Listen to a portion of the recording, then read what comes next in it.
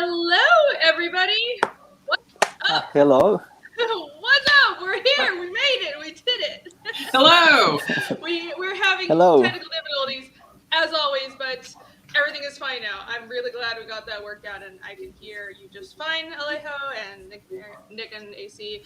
Everything is fine. Yeah, multiple fronts of computer problems, but we are here for you.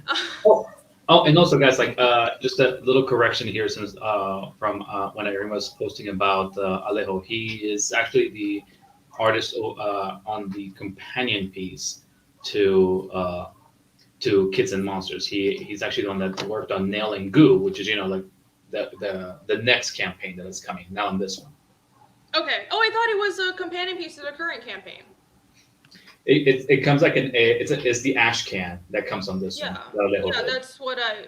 Well, that's what I thought. I guess I could have worded that better. Yeah. Okay. Well, let's get into it. So I am here today with Alejandro, aka Magnozz, who is, as I understand from your art station, said you work for Riot and some other gaming companies, and right now you're dipping your toes into indie comics, and you are one of the artists on Kids and Monsters, and specifically you're doing a companion book for it right now, right?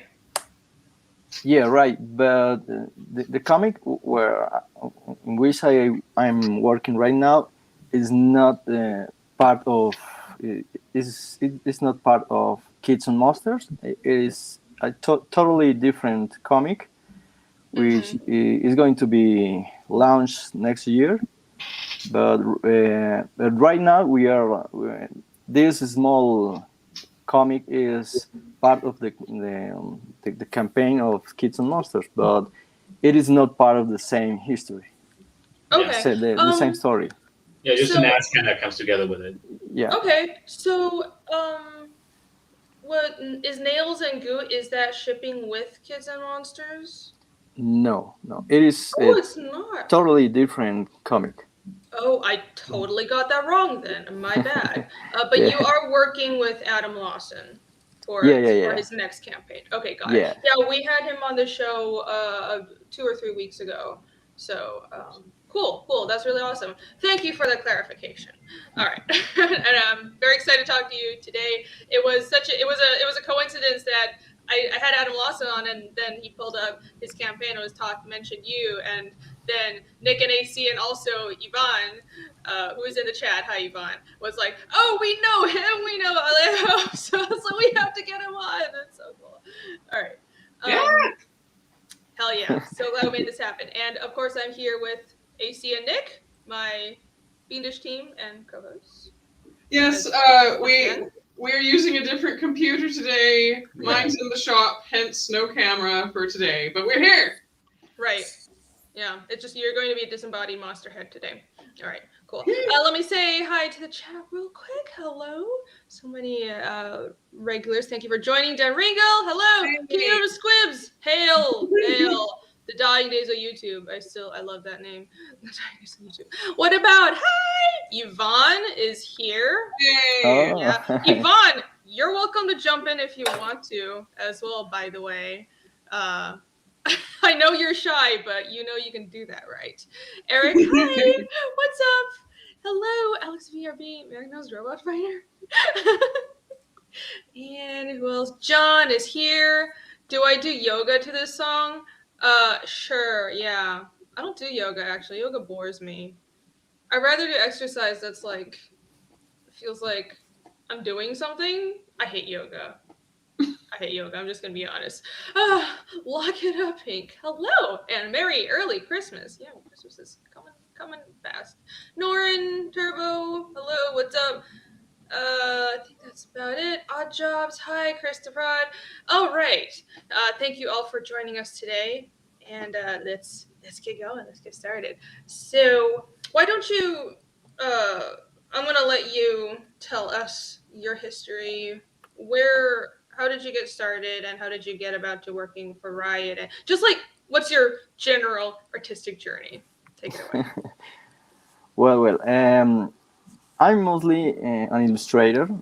I'm recently working for comics, and it's a pretty exciting thing for me. It is totally new, But I mostly started as illustrator for advertising for many years, and well, the thing with Riot was some kind of fun contest. I participated in a couple contests that they organized here in Latin America, and after winning two of those contests, they decided to make me.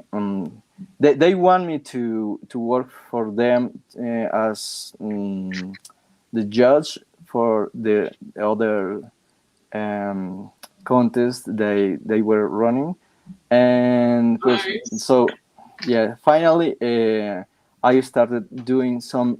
It is kind of almost it is advertising and promotional artwork made for different campaigns, events, and things that the game was releasing here in Latin America. Every piece I've done for them, it is with that purpose. It's just Oh, dime. question there. You said that you started out with, by winning some contests with Riot. Do you remember what, like, about what game or about what property it was that you were doing those? And do you happen by chance to have them still around to see which ones landed you, the attention of Riot at the time? Here is your art station, which is in the description, and it looks awesome. So here is Okay, this. te voy a contestar en español porque. Okay, yeah, Alejo's gonna answer me in Spanish, and I'll just translate because that'll be okay. easier. Thank you. This is why Nick's here. Okay. Okay. The only reason. Okay. Dale, Alejo. En ese entonces, Riot únicamente tenía League of Legends. Entonces, sí, sí. Y pues todo era alrededor de League of Legends. Yo venía de trabajar en juegos de mesa como Mitos y Leyendas. No, sorry. Y que es un juego chileno. Trabajé para Dofus. No, sí, yo lo conozco. Sí. Okay, so Sí, let me go bit by bit. So yeah, Alejo says that at the time Riot actually only had what was the name of the game again? It was like something in Legends. League of Legends. Oh yeah, League of Legends. It was the only one that they had, so like everything was revolving around that stuff. And actually, before he went into those contests, he was just coming off of having been working on this card game that I think I actually mentioned on stream another time, Irene. It's the one that actually makes a trading card playing game out of myths from all over the world, but I think it has a big emphasis on Latin American stuff. Mm-hmm. So he had been doing a bunch of those. Cool. Dale, ¿qué más, Alejo? Wait! League of Legends. That's the movie. That's the game that they made a movie of recently, right? The Arcane movie. Yes. Okay. Cool. Yeah. Oh, I heard that was pretty good, actually. Let me see. Shocking. Ooh, I really like this one. Oh my gosh, look how gross that is. Yeah. Alejo actually gave us a poster of that one. We have that one in the living room. Oh, perfect. I'm going to post a link to his art station right now. Oh, by the way, Alejo, I know that I keep interrupting your stuff, but like that one picture for Darkstalkers that is here on your portfolio in the art station, that's actually the first piece that I knew of you before I met you. Because I we had all gone into those collaboration books, and so yeah. So like that's when I got the collaboration book. I saw you. Yours was my favorite piece, and I was really bummed out that when I found you, I was like, oh shit, is that piece? Like, do you have it? You didn't have a poster of that one. I really wanted one of those because that was my favorite character of that game, Lord Raptor. Yeah. That was a while ago. I know. Yeah. That's the first thing I ever saw of yours before I knew your name. Yeah, I awesome. still love that piece. I I want a think poster of it. yeah, I think that was kind of one of my first collaboration books, and Mhm. after that I was in the Warhammer and the Mega Man books from Warhammer and Udon. what? Nice. The Warhammer art book and the Mega Man book. Mega Man. Oh yeah. Yeah, we tried out for the Mega Man one. AC and I made a collaboration for that one, but we didn't make it in. Yeah. Yeah, Sweet. it was really fun, and well, I have good memories of these times when I was participating in those books, and Oh, well, Irene, could you actually yeah. show the Darkstalkers one? Is the one that has like a zombie playing a guitar? Oh, okay. Because that's the one that we were talking about. It's a little bit high, it's to the right. Parts of the one with the What, this one? Yeah, yeah, that's the one we were talking about. Huh. Nice. Oh damn. Yeah, you have really nice use of colors. Oh, thank you. So I Thank am constantly in awe of people who are good at colors, because I don't know what I'm doing with colors. But yeah, man, I can definitely see like you've got the Riot style really comes through in your work. I saw that piece of like this vine person, this plant person that you have on. Adam has it on the Kids and Monsters campaign right now, and I was like, that looks No. like Udon Studios. Let's see. So yeah, you're doing this book, right? Yeah. Yeah, and Yeah, I yeah, saw this right. and I was like, that looks like Udon. I can see like the Udon and You can Riot. totally. Yeah. Yeah, you can see That- all the Capcom Influence? behind of the Mhm. The Yeah, I Capcom really like, Capcom style. yeah. Yeah, you guys say that, but I often see a lot of Alejo stuff having this udon flair, but I can't help it. Just whenever I look at Nail, I just think of what's his name, the Pit from Image Comics. Right. Yeah. Yeah, I can see that too. Yeah. Just vaguely, big gray guy with sharp teeth. Yeah, It's close. It's similar. It's close as like Ryo or Ken from Street Fighter. Those. Nah, I don't care about that. Hell yeah.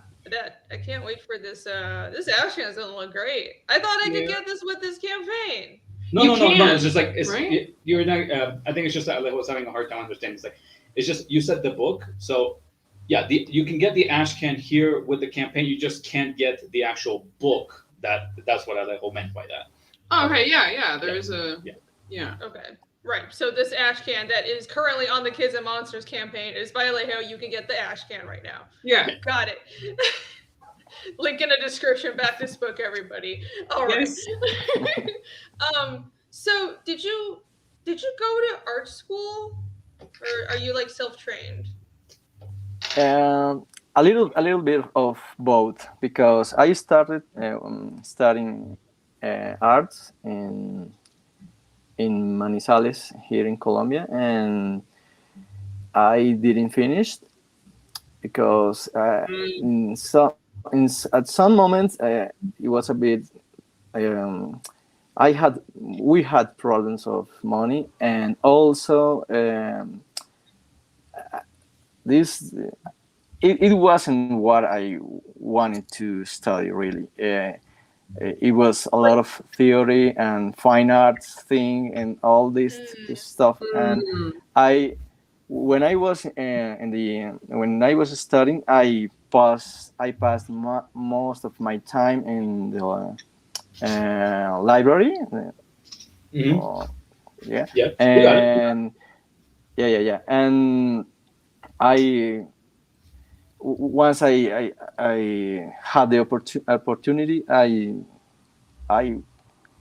lived in that library, studying all the books I could, and everything by myself. I had a couple good teachers, What kind of but books? Like, are you're talking about like books about art specifically? Like, about anatomy and color, yeah, specifically anatomy.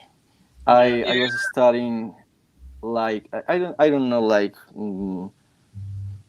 5 or 6 books. I just uh, took every lesson, and I tried to reproduce every page of of those Oh wow. books. Mm.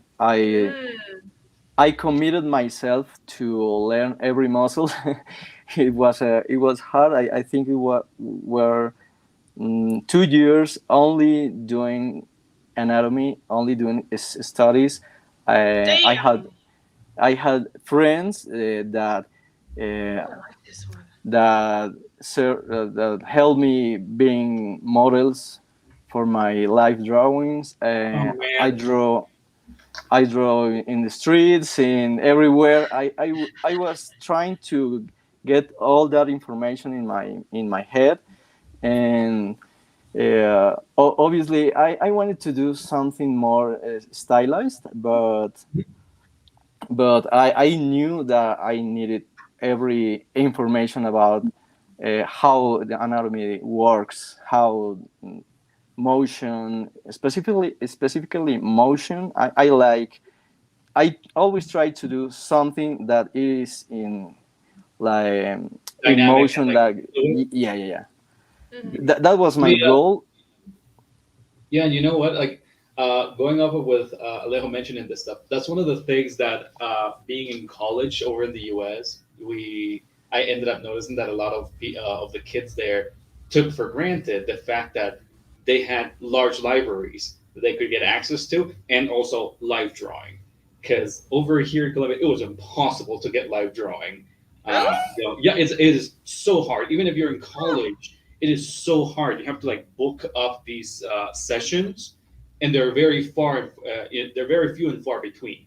Whereas over there in Weird. college, it was just like every weekend. So it was like we were just going every time just to get as much live drawing as possible, and staying over in the libraries because over here is like 2 3 books maybe about anatomy, and they're probably sealed in plastic so you can't even read them. And people are gonna go hunting you down and say it's like, oh, you can't unless you pay for the full book or something. So I remember just Oh, staying there for hours jeez. on libraries, even when we get to like Barnes and Nobles and stuff, like both comics and just like art books, just sitting down and just trying to absorb this stuff that we'd have to either pay for or just have to make huge treks to just have access to it all. That sounds so painful that you don't have that readily available. You're in art school. You need anatomy books. Jeez. Yeah, well, gosh, your studying really paid off. I did not try that hard, and now I know why I'm not as good at anatomy as you are. Damn. This one, I like stuff like this, like barbarians and like fantasy and bloody stuff, and this is giving me a real Frazetta vibe. I like Yeah. it. Yeah. Sweet. Yeah, the I chat had is really liking your art. Yeah. I was really lucky in some point that in my little town in Ibagué, I found a friend that had a very good collection of comic books, and he had this magazine. I think is fantasy magazine from Frasera, and he borrowed me that issue. I just I don't know.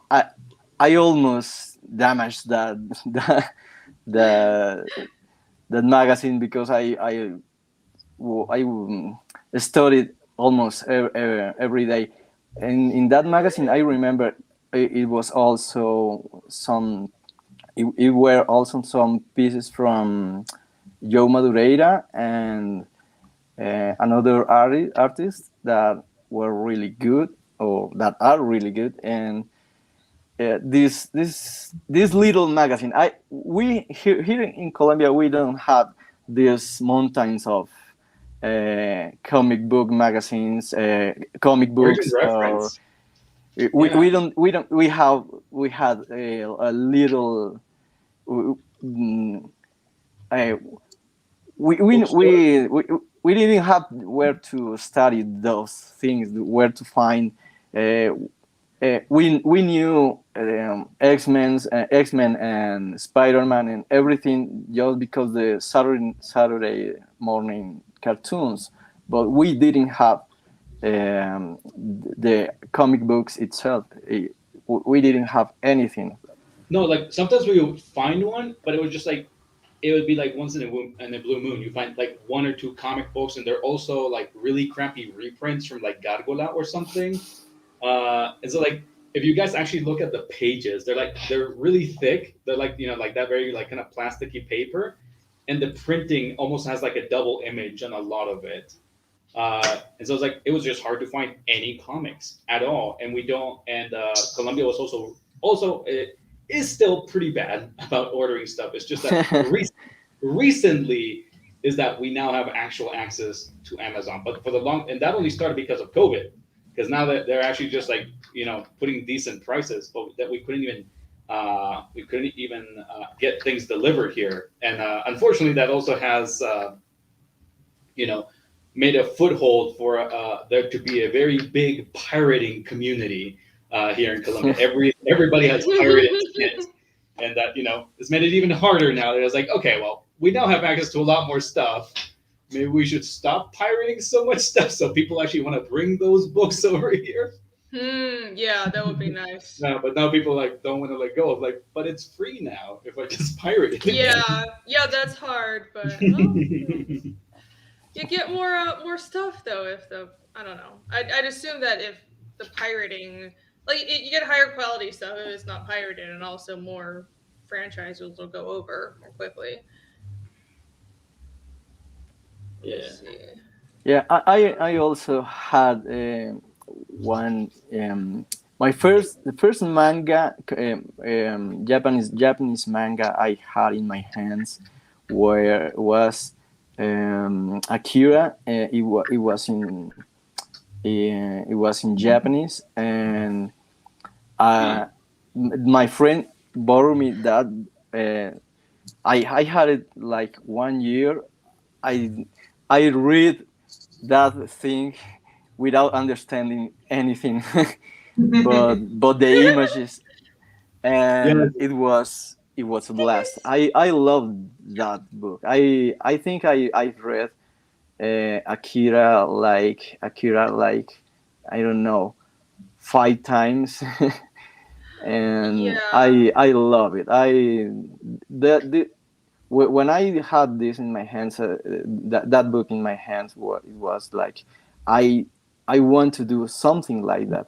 I love illustration. I always love illustration, and this is has been part of my life, and my whole career is about illustration. But doing comics, doing sequential artworks, doing telling stories and everything about it is what I always wanted to do. Right. It's And like it also helps that it's something that we also felt like for the longest time that it was so detached. Like, there's hardly any industry to actually create comics here in Latin America. And it's like really hard to get those positions, especially if they're stable or for them to be good, paying well. So Hmm. I feel like having to claw our way to getting these opportunities feels uh, like something that you don't want to let go a lot of the times for a lot of us Latinos. But even outside of America, it must be way harder. But there just has never been a lot of avenues for independent comics until now, and that's why crowdfunding is so awesome. Right? Like the whole I don't know in Taiwan, it wasn't we had the more resources. I think I could get my hands on like anatomy books and stuff, but it also helped that my mom used to draw, so she had some anatomy books. But like art school was all about copy exactly what you see, and they didn't, really like fine arts and stuff, and they didn't support creative like illustration or fantasy art. So I kind of understand where you're coming from, and thanks to the magic of the internet and now stuff like Indiegogo and crowdfunding, we're able to work over the internet and find new opportunities. And now we found you. Yeah. Do you Yeah, have yeah. like I noticed that there's some links to a YouTube channel around here that you have a YouTube channel? I used to have a YouTube channel. I didn't. I did. Keep it. I did two or three videos, but right now I had to take him down those videos because I use a music that is supposed to be free in a website, and I think the website just I don't know, in a moment that they just say, okay, right now these songs are under copyright, and I just decided to take those videos over. Okay. Maybe you can put them up later Yeah. or something with new music, maybe. But do you have like Yeah. since we're talking about like how to like support each other, you're mostly an illustrator, so I'm wondering like, do you have like a Patreon or something where people can support you? I tried Patreon, but it wasn't good. I tried Patreon when I started working on my own web comic, but it didn't work to me. The thing is, I'm not. People don't know me, don't know my work. I just had a small circle of friends that used to know my work, but when I tried, Patreon didn't work for me. I had to stop working on my comic because of that, because I really wanted to to do it, and Do it like I wanted. long term. Well, so with Patreon, I think you should give it a shot because you don't have to like if you just update something every month, then people are pretty happy if you post like behind the scenes stuff and just don't go like months without posting anything. I have one and I don't like make bank on it, but it's nice. It's a nice avenue to get your work out there and share like people like seeing sketches and all that kind of stuff. So It I would definitely I would recommend it. it would definitely because the thing is just I had this conversation with Alejo a while back when we were going to Sofa before COVID because he was still working on his comic book at the time, which I think he actually posted some pictures of it like on the top of his portfolio here in ArtStation. It's the black and white that looks mostly like manga. Is But it yeah, the Sakura one? no, it's higher up, I think. So it's one like a little. Oh, it's not. This Oh, is I thought I had seen it. But Nah. yeah. So like, Alejo had been talking to me about this, and like the big thing is just that uh, Alejo was a lot more well known amongst an artist community back when like DeviantArt was more predominant in our small circles because like a lot of people knew him from there, and he had created a following. And I told him, I was like, oh, I kind of went through the same thing. I had a big following there. I had a big community. I was constantly attached to it. But then after I moved out of DeviantArt, or like my interest in the circles that I was kind of died out, like all of that history just kind of got erased. And so that was most of Alejo's online history that he had. Oh, And so like yeah. I think like yeah, like Patreon could be cool and all. I think that at least after you actually start putting out Nail and Goo, that might be cool because then you actually have something online that is actually connecting to a community that might help latch on more personal attention and hopefully keep momentum with your future projects and the development of your art. But yeah, like I had talked with Alejo about disillusionment and like the issues of like trying to grab onto an audience, and especially around here because you're kind of hopping around from convention to project, and it's so hard for things to stick because the community here is very small and most of the time very scattered. Right. Well, the community here that you're about to step into is not small and is not scattered and is eager to throw money at you. As you can see with the chat, Christmas is asking if you take commissions. Right now, I can't take commission because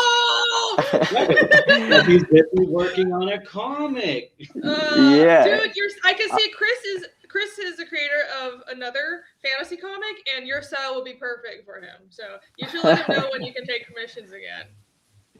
Yeah. Well, right now I'm working in nail and goo, and this takes a lot of my time. It takes a lot of my time, and I am happy for it. I'm getting used to work in comic. Is a totally different thing. It is the process like 3 times you do the same image since when you start drawing, then inking and coloring. Okay, it is a lot of stuff, but I am happy. It's a lot of work. Yeah. It's a lot of work. It's a weird change going from illustration over to comics because you're kind of used to like just working on one image and polishing the hell out of that. Whereas with comics, it's both the balance of knowing when to let go of an individual panel because like that fucking page needs to get done, not just that one panel. But also, it's also just like the repetition. Even panel to panel, sometimes they're so similar. You're like, am I making progress? I just make their hands move. And then also the fact that if you're doing it all by yourself, just like you said, you have to go to so like we kind of get used to as kids, like, okay, I guess I can't just draw on pen, I have to do underdrawing. But then in comics, like, okay, so underdrawing, and then also inks, but then also edit it, but then also color, like in every single panel, not just a single page, and keep that consistent, make your color palettes, make your storytelling consistent, because like sometimes you'll be like, well, that picture would look nicer if I make some psychedelic colors. But I didn't state that on the previous pages, so I guess I'll just let it not look as cool as if I was making a full illustration of this. No, stop scaring him off of comics. Stop talking about how hard this is. Yeah, this is easy. We got it. No, but yeah, it's like that's why I think like maybe as Nail and Goo comes out, maybe Alejo can test out the waters and more on his online presence, because I know that he's still getting used to that, and it can be a big shift, especially when your workflow is so much about finagling with polishing, whereas with comics it's like maintaining a shorthand and speeding the hell up. Mm-hmm. Yeah, it takes some adapting. Yeah. Right now I am developing my own workflow.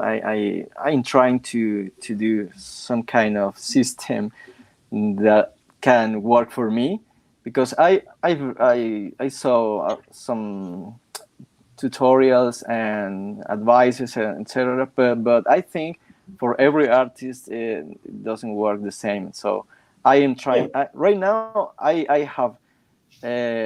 have some kind of a system that it has been working. Right now I am not.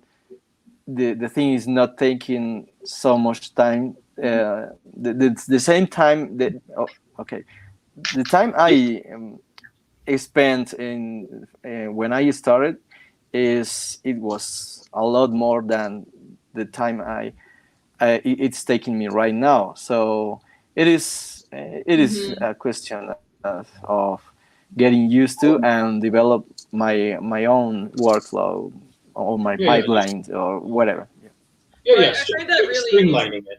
Yeah, it's interesting for people who do both comic interiors and covers and more illustration work. You basically need to establish a different workflow and style for like every section of work. It's like, this is your animation style, this is your comic style, this is your illustration style. But I don't know. It's you clearly know what you're doing, and I'm pretty sure you've got it down. Like the background for this is that green guys is going to be what? Oh my gosh, go away, Instagram. Why does Instagram do that? Were you gonna ask Like- if those are actual panels from the comic? or Yeah, something? yeah. Is that what the comic is going to look like? It actually is kind of a. I took some parts of Nail's history and tried to put small pieces of that behind this character. This page itself, it is not a it's most a show off of the character. It's most like yeah. but behind that the panels are you will see this in these exact page panels in the comic. No, but you will find that these panels are part of that story. Okay. It's more like an illustration. Creo que la pregunta de Irene era como que el estilo que estás usando en los paneles de atrás es como estás pensando en hacer el estilo para cuando hagas el cómic final. Yeah. Sí. Okay. De hecho, sí. Okay, yeah. She's Alejo. He is. Although these are not obviously the panels that he's using in the comic, this is the style that he is developing to use in it. Right, cool. All right. Yeah. That's Cool. what I was wondering. That's a great style. Yeah, I think that would look really good. Someone had a question. Do you do all of your work digitally? Right now, I'm working 100% in the iPad. iPad. The iPad. What? I have to I refuse to use any Apple products, but like the amount of people that are like doing amazing work, the same kind of work that I'm doing on my like giant Cintiq tablet on a freaking iPad at this point, it just astounds me. What is this magical device? I mean, I don't know, man. Like I personally I have all these problems with Apple, but the tech feels so good to work on. It's just I hate how I hate how much like their hardware like breaks down or purposefully tries to make itself obsolete or incompatible or correct me if I'm wrong, Irene, since you're the one that's actually in the US. I heard that they actually made outlawed that whole thing about only them being able to actually monopolize on actually working on the devices. Right. Like, I don't know if it's taken effect yet. I heard that is supposed to have been outlawed. Yeah, it's like only Apple can fix Apple products, and if your Apple laptop breaks, you take it to like a random mom and pop computer shop, and they touch it, then Apple will refuse to fix it ever again. That should be illegal. That's really the thing that pushed me to just go PC. But oh my god, it feels so good to work. No, it doesn't. It feels so good to me. I hate it. I don't like their business model. I don't like like the horror stories about the way their iPhones are manufactured overseas. But I also don't like the way the interface feels. But some people do. I really don't like it. I feel like if I'm using PC, I have more control over things, and I like being able to customize. Yeah, it is completely true. You definitely have more control over your actual PC. But yeah, it's that like right now I am trying to use this PC. I'm trying to get used to it. It feels like poison. Just trying to just like work with it. It's like it's better. I have more, and I just hear Irene. I have more control over it. I don't like how I'm controlling it though. It feels terrible. I love it. Come to our side. Nick finally is using. I just finally got files arranged, honey. That's not an argument for anything. Oh, that's not what I was talking about. Your files are just messy in general. I'm just saying, like, what are you saying? It's just hard to find stuff. It was like when we I don't know, like we're not used to it is the thing. But like if you know PCs, things are in weird places. I know, but like I think like it would be the same way like someone going from PC to Mac. Like there's a bit of finagling. Like for example, certain files that don't look like carpetas. How do you say carpetas? Folders. Yeah, like they don't look like folders, and they don't work like any other folder in Macs. But if you know the type, you know that you can actually right-click and open them secretly to other things. So it's like, there's finagling on both sides. There's weird stuff on both. I'm just I'm just not used to it. So a lot of this stuff, it feels like reading Chinese. The only thing I like, I mean, what talk about Chinese is easy. The only thing I like more, because I did have to use Max when I was in college, was that you could color code folders, and I love that because I have a million folders. Yes, of course I do. I will not. I am proud to say I have never, ever owned a single Apple product, nor I don't have an iTunes account. I have never had even an iPad, and this is going to be a running theme. I'm going to be a living meme. Like, the whole world will be using Apple. I'm going to be like, I'm moving to the mountains. Goodbye, bitches. So Alejo, we just brought you here so that we could ring the shame bell on you for being a sellout. Okay. Let me see. Let me tell you in Spanish what is my actual stance. Yes. Okay. Entonces, yo tengo PC. Está en este momento está empolvado. Tengo Cintiq. Tengo una XP Pen de 22 pulgadas. También está empolvada. Mi PC es pues bastante potente, pero aún así, o sea, teniendo la Cintiq, el iPad se siente más, como que responde más, tiene menos delay, no tiene parallax, que es esa distancia entre el vidrio y la pantalla, y pues para poder tener una estación completa y portátil, que era lo que yo quería, porque pues mi problema de espalda me molesta mucho y trato de trabajar en diferentes lugares. Cierto, me sigo olvidando de eso, pero sí, creo que siempre que hablamos de hardware, siempre dices, no, el problema de espalda, ¿cierto? Ok, déjame traducir por lo menos lo que listo. Ya vuelvo piezas por piezas, que o si no me olvido. Yeah, so Alejandro says, like, his thing is that he actually has a bunch of different devices, but right now his computer, that's actually a very powerful PC, and he has other devices at the same time. They're covered in dust because although they're more powerful, he does feel like having the iPad on it. He does. It's more fluid, and he feels less delay and less parallax when trying to work on it. Not to mention, one of the big selling points for him is being able to more freely adjust it, and he has developed some really bad back problems, and so that thing has actually been helping not only for his workflow to just be faster, but also it protects one of his main concerns for health. But yeah, that was only one part. It's just so I didn't forget what else is said. Sigue, Alejo. ¿Qué más? Ok.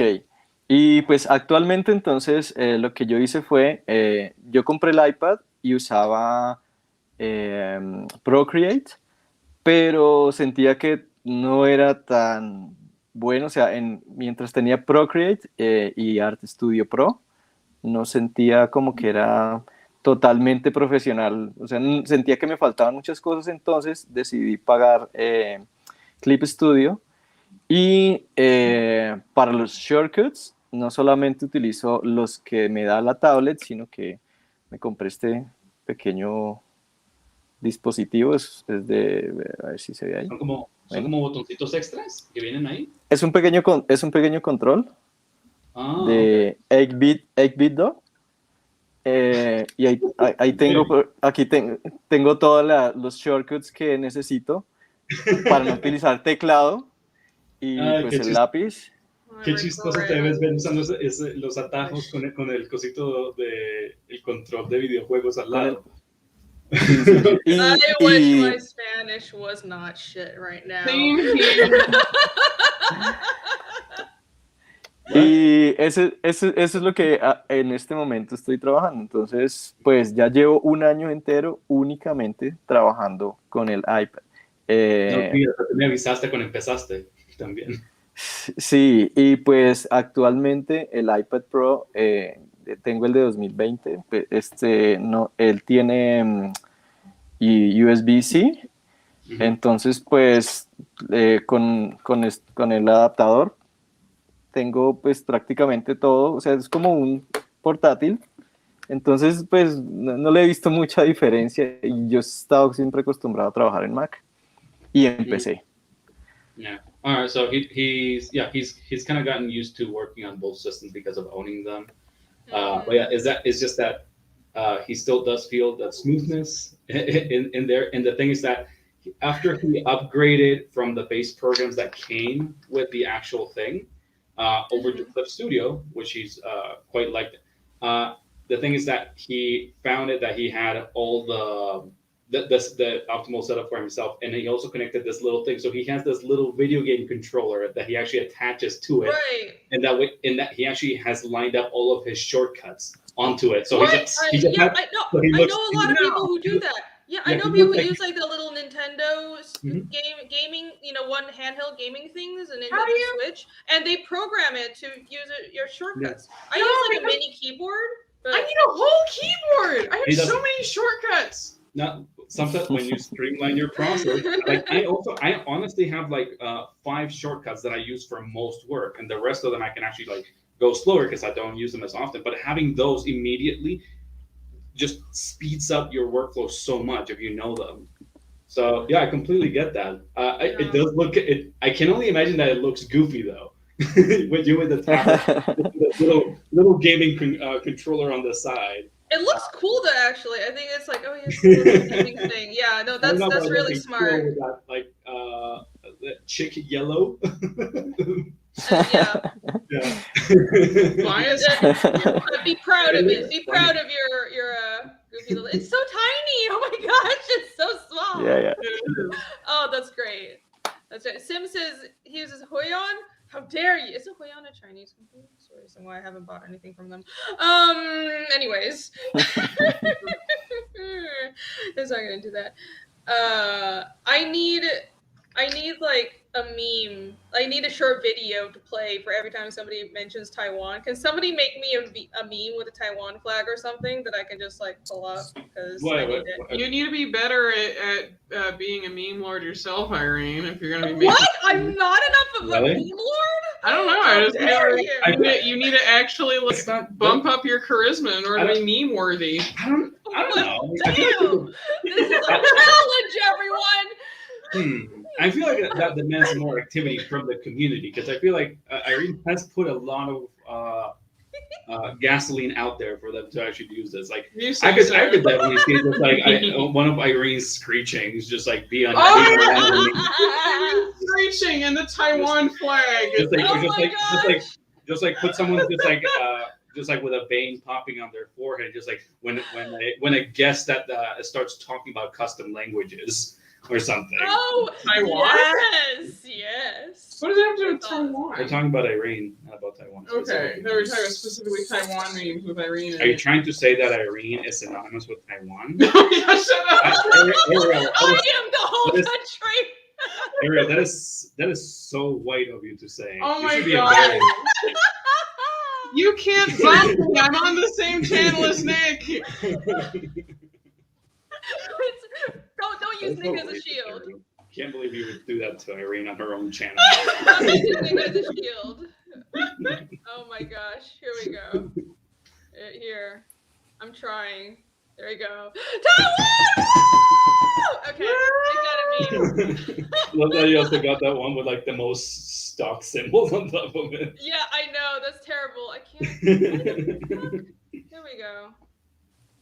Whatever. All right. Yeah, I'll do a better one. Somebody make me a meme. I'm lazy. Let's get back to talking though.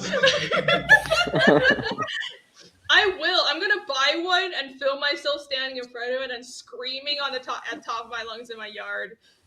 That's gonna be great. I'm gonna plant one in the middle of my yard and just like wail. All right. Oh no, Giant, the bike company is Taiwanese. Giant and Asus, and I think Acer are all Taiwanese. A lot of computer companies are Taiwanese because we make microchips and stuff. Yeah. So, woo! All right. Anyways, enough enough of me ranting about my country. Thank you everyone for supporting us. Thank you everybody for supporting Taiwan. Yes, thank you. Thank you. And by On extension, supporting- behalf of the entire island. I knew it. Oh my gosh, I suck. There you go. So Where were we? Where were we? Right. So you started entering contests. First of all, you basically taught yourself art because you didn't have a lot of resources in art school in Colombia. And then you started entering art contests, and then you started working for Riot. How did you come about to working on with Adam Lawson and doing comics on Indiegogo? How did that connection happen? Well, it really started long time ago. I started working for him. And he found me in ArtStation, and I started working for him, doing illustrations for. I think it was. I started working in some web series, and he was directing. Then I did some illustrations for his books, the tabletop RPGs that he was producing, and I think Adam is my biggest client. I have been working with him for like almost 5 years. Oh wow, that's awesome. And you can see most of my my portfolio is filled with the illustration I've been doing for him, and this way we've been talking about doing some kind of comic since we started working, and finally we got the chance to start in this project. We are really happy with the direction is being of this comic, because I don't know, I think he knows exactly what I want to draw. And that's a good feeling to have with the writer you're working with. I had momentarily forgotten that Adam did tabletop role-playing games, which is awesome. That's something we're also into. So I could definitely see the connection with like your previous work. Yeah. Actually, very good fit.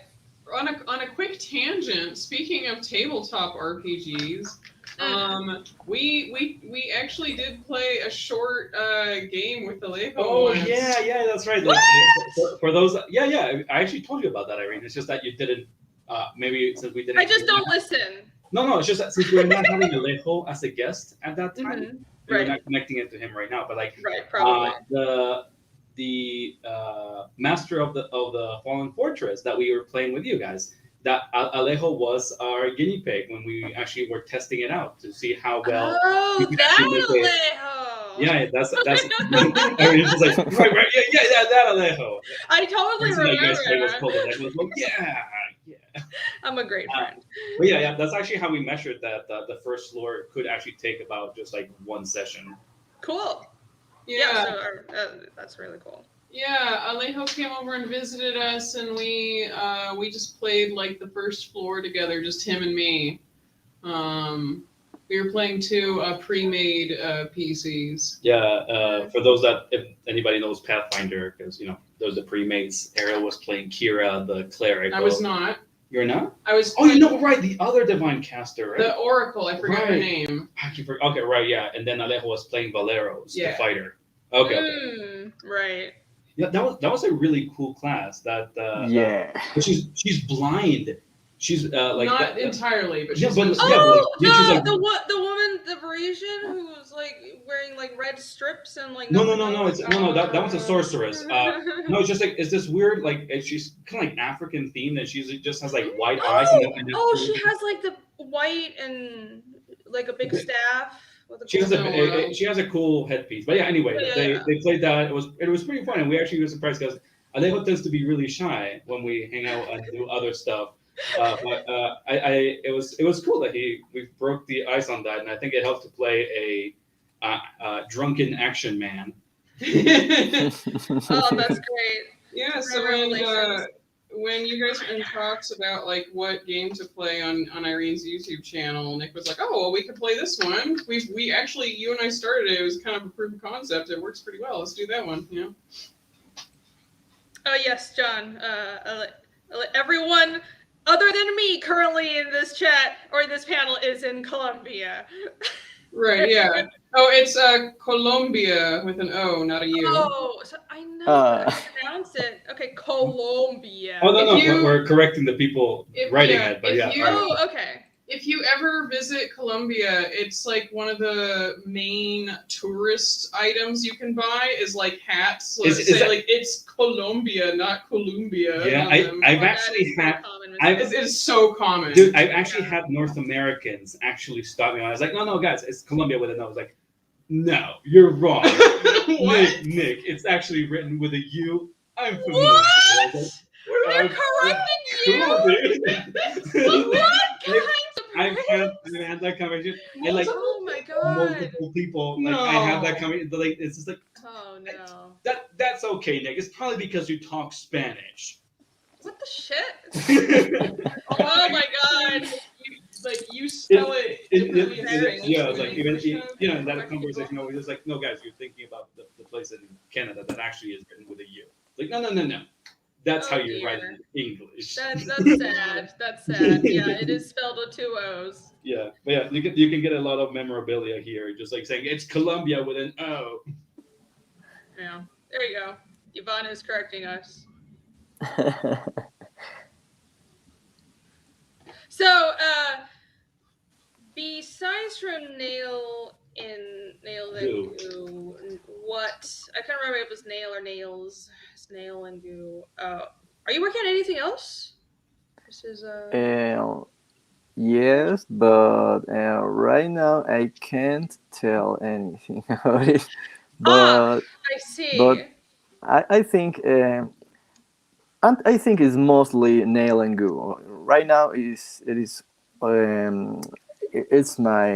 my main thing right now. I really want to do this the best I can. I really want to learn how to do it with sacrifice a lot of time doing it, and I'm really I'm really into nail and glue right now, and I am working in a personal project, not only mine. It is a small, not it's not small. It is the first part of this project, and no, I can't right now tell you. I'll show you anything about it. What's so funny? I'm sorry. Yvonne is misspelling Canada on purpose because people misspelled Colombia. Yeah, they're just following the chat over on the side. Okay, all right, and continue. Please ignore me. But you'll see in the right moment. You'll see in which project I am working on right now. Besides nail and glue, yeah. All right. Well, there you go. Another reason to start drawing more eyes your way. It's all shine and stuff, but even he wants to add some mystery. That means all of you should follow. It's called NDA. Oh, I see. Yeah, I'm familiar with those. That's why you all should follow him on Instagram and Twitter, which I had posted. Go away! Why does it? This is really annoying. You can find some different stuff from my portfolio in my website and Magnozz.com. Oh, okay, I'm gonna go there. I'm gonna post your Twitter in the chat right now, since there are people who are interested in commissioning you, working with you. I'm sure they can get a hold of you through Twitter and DMs and stuff. So go follow him right now at this link. No, and be persistent, because it is hard for him to answer. He's always so busy. We're always wanting to hang out. Just gotta grab him in between going to the groceries or something. Oh, here you go. Yeah, this is your website, right? Magnozz.com. you go to gallery, and I have a lot of different stuff right there. Nice website. Oh, there you go. That was his comic, Occult. That Yeah, was the looking one. Oh, okay. and you I can mean, see just in barbarians. She's like, I'm clicking on that. Yeah, how did you know? you can see Can't in believe this It's design gorgeous. You want to look at the design? one. I want to Yeah, see the sketchbook then. Yeah, you have really great style. I love it. Really exaggerated shapes. Yeah, not only that, but I think it's really remarkable how not only is Alejo really good at that style, but he like can vary up his style. And we and I have had conversations about how you're just like, yeah, depending on the project, depending on what the person wants, you like changing up your style to fit the project, and you have like just like a library of different styles that you can just. You're like a chameleon. One of those good advantages of actually having been working on illustration for so long, because you have to fit yourself to the project, not the other way around. Yeah, yeah, that's true. Yeah, I see. Ooh, at least.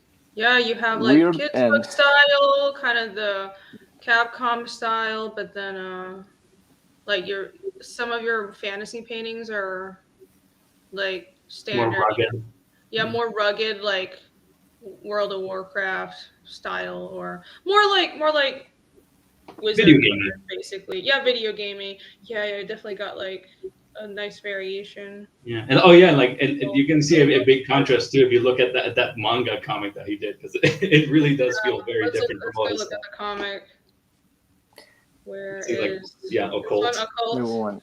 That looks super. I just saw like the big old eyes, and I'm like, that looks so Yeah. different. Look at Oh my that. gosh, this looks so different. Right? Look at He that. did, and he did it with those. Tezuka face. Yeah, and That he looks did so it. Tezuka. Yeah, it Yeah, does. and he did it with those, those manga markers.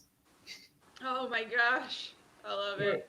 Manga markers like Copics. I forget what it is. Like, is that how they're Yeah, called? Copics. Those big ones that you get that they're alcohol based and they're super expensive. Well, yes, the brand. Yeah, There's those a are few Copics. brands like that, but yeah, Copics. Yeah.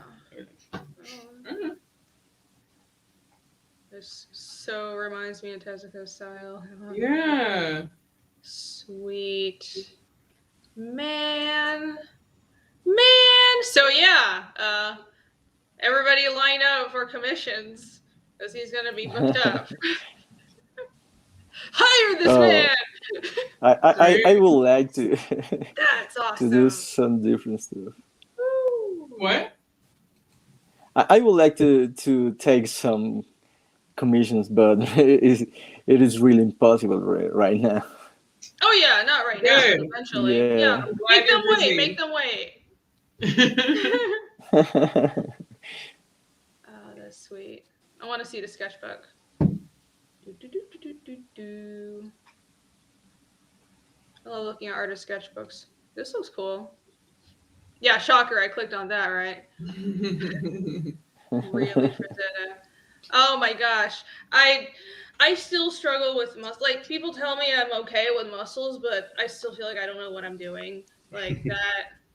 Like the big bulky like balloony Frazetta muscles, like that's hard to do. I really like what you did there. Yeah. Thank you. I don't think any of us have spent 2 years with such intense dedication to learning anatomy like you did. I know, Yeah, right? we have anatomy books in the house, honey. If you ever look at them. I guess You can start now. I'm feeling a little inferior here. Get to work, you know. Yeah, we got all those art books that we paid so much to get them back over here in Colombia. We also got comics if you ever want to read some. Jesus. Yeah, I mean, you can start learning anatomy after you finish reading Berserk, which you would for like the 20th time. It's fine. It's fine. I need to I start will up praise again. you. It's fine. It's fine. I forget, Alejo. I might be remembering this wrong, but when we went over to, I love that face. Oh yeah, Oh, I love it. that. Oh, that's great. Oh, I think like when we went over to play some Breath of the Wild, because I know that you and AC are big fans of Zelda stuff. I think Yeah. one of the things they told us it was that your favorite manga was Monster. Was that correct? Ooh. Yes, yes. Yeah, there you go. Yeah. Yeah. Yeah, totally. I love it. Naoki I Urasawa. Have you read 20th Century Boys? yes, yeah, That's twice. yes. I What is love it? it. Even if I know how it ends, I don't know. I need to read it. I need to experience that as much as I can, because I think the writing of those mangas are great. Yeah, in character, how he depicts all the expressions and the drama. I don't know. I love it. I need I need those books to read it at least once a year. That's another manga that you should read, honey. Which one? 20th Century Boys. 20s. Okay, I'm Yeah. gonna Yes. look Oh, these up. Yeah, I mean, you have you said to. that you told me that you're hesitant about Monster just because it is bleak and it does get dark. But 20th Century Boys is something that I think that you might enjoy, honey. Yeah, it's not quite as bleak. I don't like sad stories. No. No, 20th Century Boys isn't sad. It's really cool. It's got a lot of like Yeah. retro references. But yeah, I think you would like it. Yeah, man. Woo! You should be getting more work. He has too much work all the time. That's why he's so hard to get a hold of. No, give him more And work. now that he's doing comics, he's gonna be even more busy. I forget. More work. This is kind of just for us, but I forget. Alejo, are you still in? Did you move back to Bogota, or are you still living somewhere else where we can't hang out? Can you repeat? You broke up. Alejo, todavía estás, me olvido por dónde es que queda la casa que tienes. ¿Es en Cota o andan por allá o andan en Bogotá? Que tú me dices que saltan de un No, en Bogotá. Okay, yeah. En este momento en Bogotá, sí. Oh, okay. Well, Sí, we should go bother you. We should go bother you and hang out while you're working. Yeah. There you go. Go. Or I can steal go. some of that art knowledge. I can go to your place and work there. I have the iPad and I can do it whenever. You're gonna bring your anytime. your little game device with Yeah, you, so you can yeah, totally. Oh, God. I mean, if you find a freaking answer on Facebook, then yeah, sure. Whichever plan works fine, dude. Mildly salty. Yeah. Dude, I also offer you some. I offer you some nice pieces of gaming stuff I found. Yeah, dude. But if you recall, I've been chasing you over those Warhammer pieces for who knows how long as well. And you just all coy. Right now, I have. I'm totally gonna price them out. I'm gonna look them over. Freaking months past. Alejo, did you already price those freaking Warhammer? All right, pieces? argue about this later. Okay. Speaking of our awesome friendship, Can you give me? Huh? Go Can ahead. you give me 5 minutes? I will be backing up. Oh yeah, sure. Go Couple ahead. minutes. Yeah. Okay. Well, Okay. I guess I'll just talk about Alejo while he isn't here. All right. So, All the shitty stuff. Well, in the meantime, you guys can. I'm just going to scroll through this campaign. This art is not by Alejo, but he's going to be working on the next book, and it's an awesome project that I back. So you guys should check it out. Yes. Yes. Yeah. So we met Alejo. Apparently, Nick knew about him from online. Yeah, DeviantArt, because like I was constantly hunting down the Latin American community, and so when I found anybody, I was like, oh, Colombian, cool! I get to hang out with Colombians. That's how I also met Ivan. Yeah. So, but you didn't actually get to know Alejo yet. You didn't actually meet him. I knew of his art because, like I told you, it was like that's kind of where he had his kind of bit of fame. Like people knew him in that community, but then the people that were following him at the time kind of moved out of DeviantArt or outgrew it and all that. So yeah. But it was when we were checking out the conventions here that we went to SOFA, which SOFA is the main convention here in Colombia. It's the best one anyway. And I think we met him there, right? Yep. Yeah. And he's like... Because I wanted to hunt down that poster of Lord Raptor, but he didn't have it. Oh. Sounds like he's a little hard to get a hold of. It's also hard. It's also hard to get the posters of the stuff that you want because he's very sought after for the small community that we have there. Yeah, it is a small community. It was great. Like it was like almost all of the like Colombian like comic artists just like getting together. And we all just like went out for drinks and stuff and like shared sketchbooks and stuff. It was awesome. Yeah, he's like this huge heavyweight in SOFA. And I remember like the last time we went, which I think was in 2019, because yeah, we weren't going in 2020. I didn't think it happened in 2020. But anyway, yeah, like in 2019, I remember like he was like kind of like almost like the central focus of like the comic artists. It's a combination of things because it's like Alejo is very well connected because he did a lot of hustling to get together with a lot of the Latin American community, but also is that for a good while he was also one of the ones that was kind of organizing the indie comic aisles for the convention.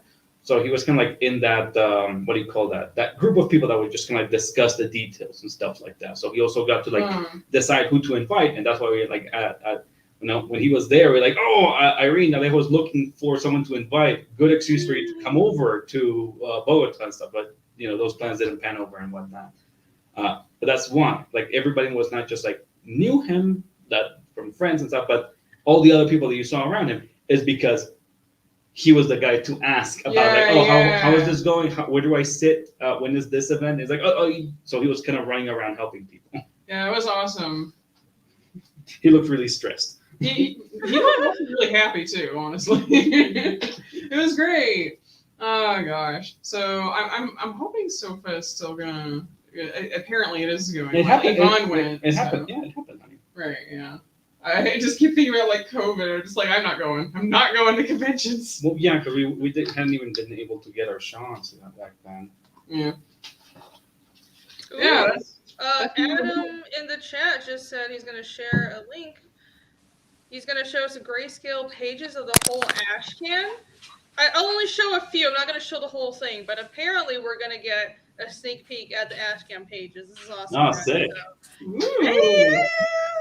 Stay tuned. All right. Nail and goo. Oh, he was back. Okay, I'm here again. Okay. Welcome back. Let me see. Thank you. Well.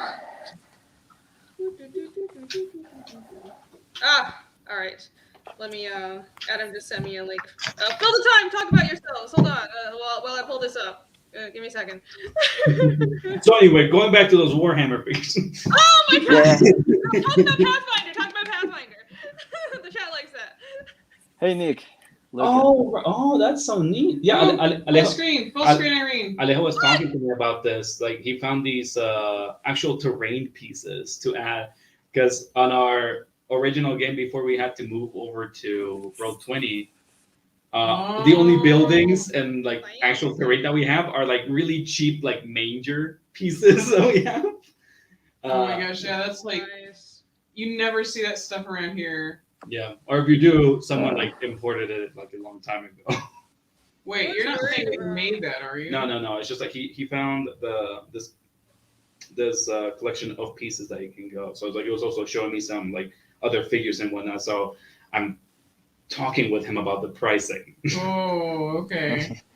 I'm always reluctant to get those. Well, I want to get, if I don't even play any Pathfinder games in person, but I really like those like physical, mini dungeon pieces. But it's like, well, how many times would you use it? Because we have, it's like you set it up and you use it for one session, then you have to like dismantle the whole thing. It seems like the deal is that you have to start out kind of thinking about you cannot make a list for yourself as a DM. Like, what pieces do I need that will work? It's like, I need like a little treasure trove. I need like a little like broken wall, stuff like that. And like that you need them to make basic maps, like basic sceneries. And then once you get the bases that you kind of like, you can kind of build the walls around the scene.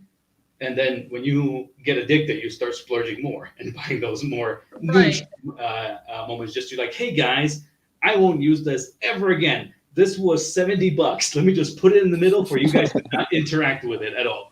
When you inevitably get addicted and spend all your money on Pathfinder items. Yes, only this a will matter of happen. time. Yep. It's only a matter of time. Ooh, these pages look great. Okay, I'm downloading them. Adam, I'm not gonna show all of them. I'm gonna just download a few, right? 'Cause Oh you don't want yeah. me So to that there's spoil the whole thing. something left for people to actually like look forward to. Yeah, Right? yeah. Let's not spoil your entire book. That might be a bad idea. Let's not. But do yeah, that, but right? definitely looking some more at some more of Alejo sequential work now that he's getting into it. That'd be cool. Mm-hmm. Yeah, because even Oh, the ones, you already had the pages. yeah. Adam was just it's just when you went away, he sent us the link I to was check it out. honestly rather confused. I didn't recognize that you were Adam. Hello, Adam. I was like, who is this person? Hello, Adam. It is me, AC. AC Zamudio. This is like so random in the chat being like, I have the whole thing. Like, Oh my god! what's going on? I hacked the campaign. Here's the link, everybody. So It's been leaked. They pirated it already. Sweet. All right, let me reshare my screen. Let's see. Are y'all ready? Y'all ready for this? I'm very ready. Yeah. Yes. The suspense must be. Oh my! Must be Irene is just unbearable. stalling for time because she can't pull it up right away. Well, yeah, no. I mean, everyone knows I'm like, I'm a boomer already. There you go. All right. Oh, I really like the stretching of the jaw there, Alejo. That looks pretty cool. Yeah. Yeah, really Yeah. dynamic. Sweet. Let me see.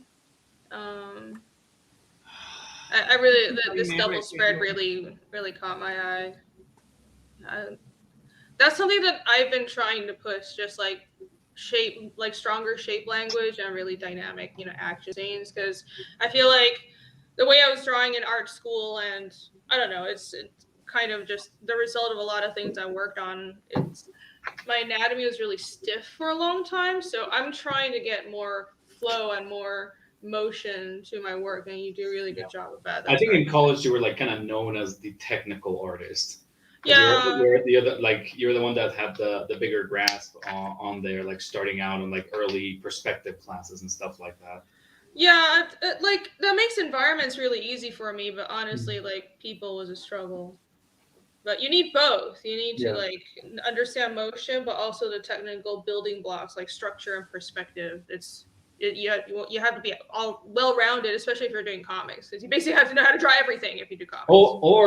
Or be strong enough on one aspect to be able to hide your weaknesses as well. Oh yes, that too. Yeah. Oh, Alejo's showing something as well. What is that, Alejo? Ooh. It's so hard to see. Oh, it's colored. Yeah, I can't Yeah. really see it, but that's that other page. I have this one. It's this page, but Doesn't make it any better. Yeah, that send makes it to even. me on Twitter. Oh, you can send it to me on Twitter. If I was 25, that would be great. I'm so glad you guys think I'm still 25. Oh, wait, is that Alejo? Is that Goo? Is that the little boy? Yeah. Oh, okay. Yeah. It's Nail. It's Nail. Nail is the creature. Oh, okay. Awesome. Yeah, I saw like this little boy grows up into like the big monster, right? Oh, Yeah. okay. So like I was hoping that he would be Goo, so that because he's like, because it's half of the name. I still haven't seen the other part of the cast. All right. Okay, let me see. Oh, that's a weird transition because like it's like everyone was saying like the grown-up version. I keep thinking Image Comics and seeing the look is like, oh, he has a very anime face. It is kind of weird seeing just little anime boys interacting with Image Comics monster guys. Yeah, but it's like this really does give a very manga feel, like those grays and stuff, and like the page layouts and stuff. Yeah, but like even on the blown out version that we were seeing here through the camera, you can tell that the coloring does kind of push it away from it. Mm-hmm. But yeah, just having little anime characters, like I kind of want to see one of those pages where characters like that are hanging out next to someone full of pouches and like big guns or something. Right, it looks so cool. Oh Speaking man, of big guns, I love that last panel. Look at that. Yeah. Look at that impact. Oof. big gold monster dudes. I like. So this is what you guys have to look forward to. Back nail and goo. Coming up soon from Gifted Rebels. Back it. How many pages is the ash can? Sure. Good question. It's 16, I think. It's 16. 16 pages? Okay. Yeah. Yeah. I think it's like right next to the Ashcan announcement. Oh. Oh, I just noticed the little flowers. Great. Cute. Yeah. Yeah. Can't wait to see this, man. That's Same. great. Fantastic. Is there anything else that you want everybody to know? Anything else you want to show everyone? The floor is yours. No pressure. Okay. Just kidding.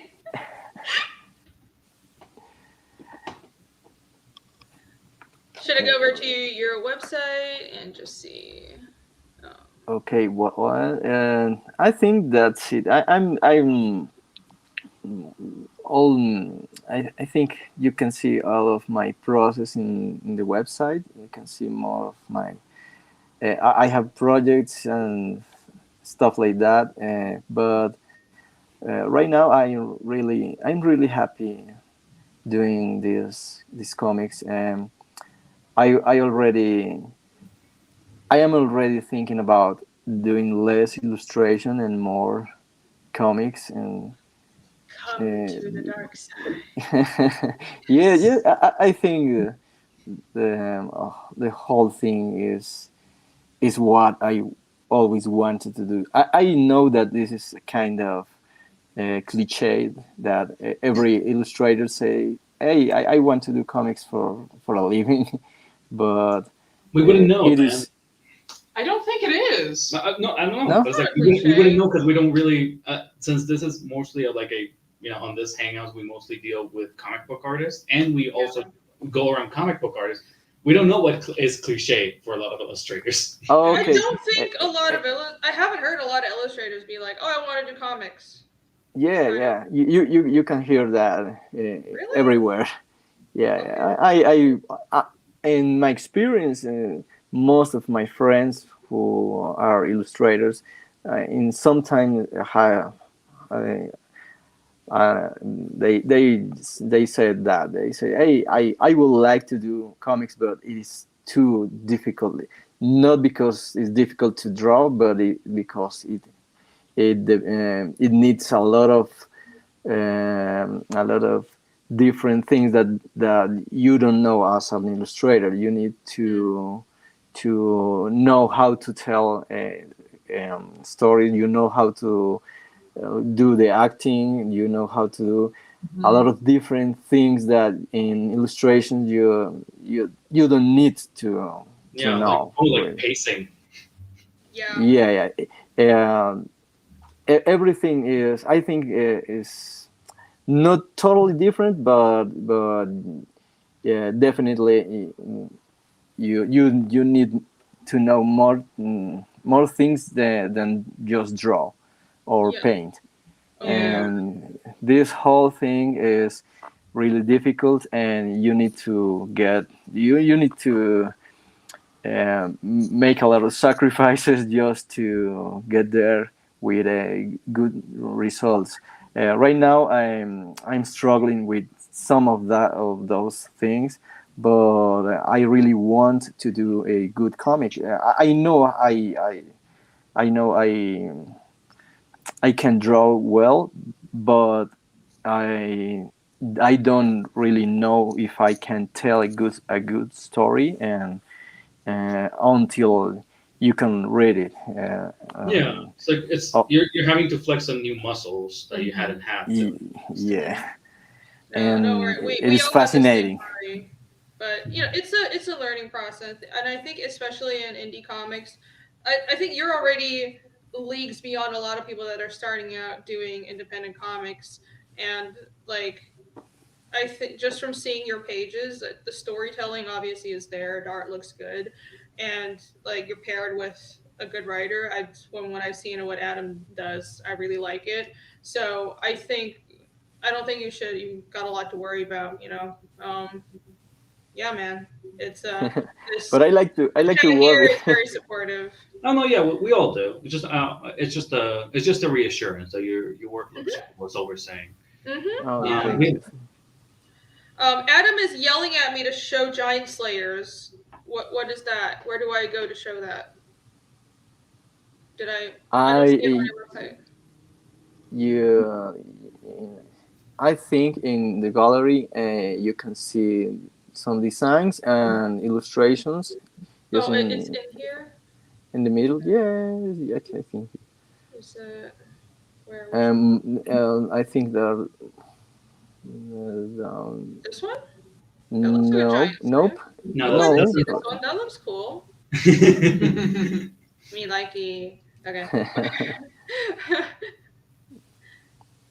Okay, no, there, just that. This That's. one? Oh yeah, there you go. That guy literally Ah. attacking a giant. Ah, sweet, nice. I'm assuming No, that I that's like the chin horns. Reminds me of like the God of War trolls. Hmm. Yeah, is this a? I'm assuming that this is an illustration for one of the role-playing games. Yes. There you go. Mm. Yeah. Oh man, Nice. there's a Pathfinder giant that also has those tusks. They look so cool. Oh, wait, those tusks are actually part of the guy? Yeah, I thought it like- was like a mask that he was wearing. No, she's like this. It's just like a stuff that is kind of wrapped around him, but that's his flesh, and those are the tusks coming out of him.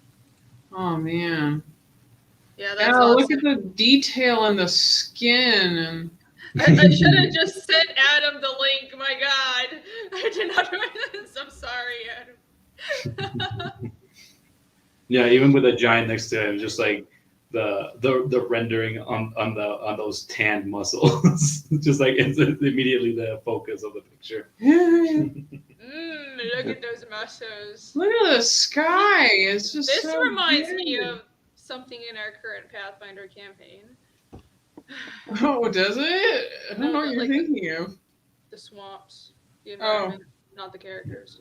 These are happier I love swamps. Well, The I ones that are don't in- know. Look at that. That's a dead giant they're standing on. Oh, yeah, we didn't accomplish that in our Pathfinder game. These guys are pretty happy. 'cause Hey, they you actually guys, succeeded. yeah, you guys got to run away from dealing with the giant. Yeah, we got really fucked up. These guys are super It happy. was not cool. Let's see, is there more? Oh, this is the guitar one. Yeah, sweet, man. Woo! Well, it looks like Adam has got you gainfully employed. Hey, everyone in chat Yeah. wants to hire him. You guys are gonna have to fight Adam. So talk to Yeah, him. totally. I absolve myself of all responsibility.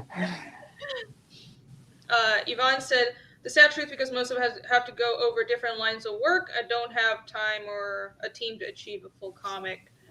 Yeah, you know what? Honestly, I know the feeling, because right out of college, that's kind of why I jumped into animation work, just to pay the bills. And it was a freaking struggle, especially, starting out. Like, the hours that they make you do in animation and games are inhuman. And especially starting out, like, you don't get to like demand time off. You don't get to like, you don't have like the good jobs that respect your schedule where you can go home at 6. That doesn't happen. So it's just I got no comics work at all done for like 2 or 3 years straight out of college, just because like you got to pay the bills. It was really rough. Yeah.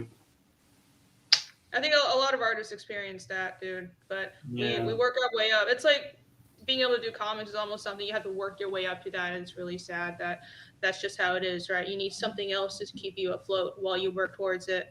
But I think Irene is always just the proponent here of talking about indie comics and the opportunities. But I am very happy that these kinds of things are actually possible now, for like, especially for like people like Andres, who has been working on Condemnarium for who knows how long, and it's just him trying to scrounge away whatever free time he has in between of his own graphic design work job that actually pays the bill, because he's not paying the bills with that comic.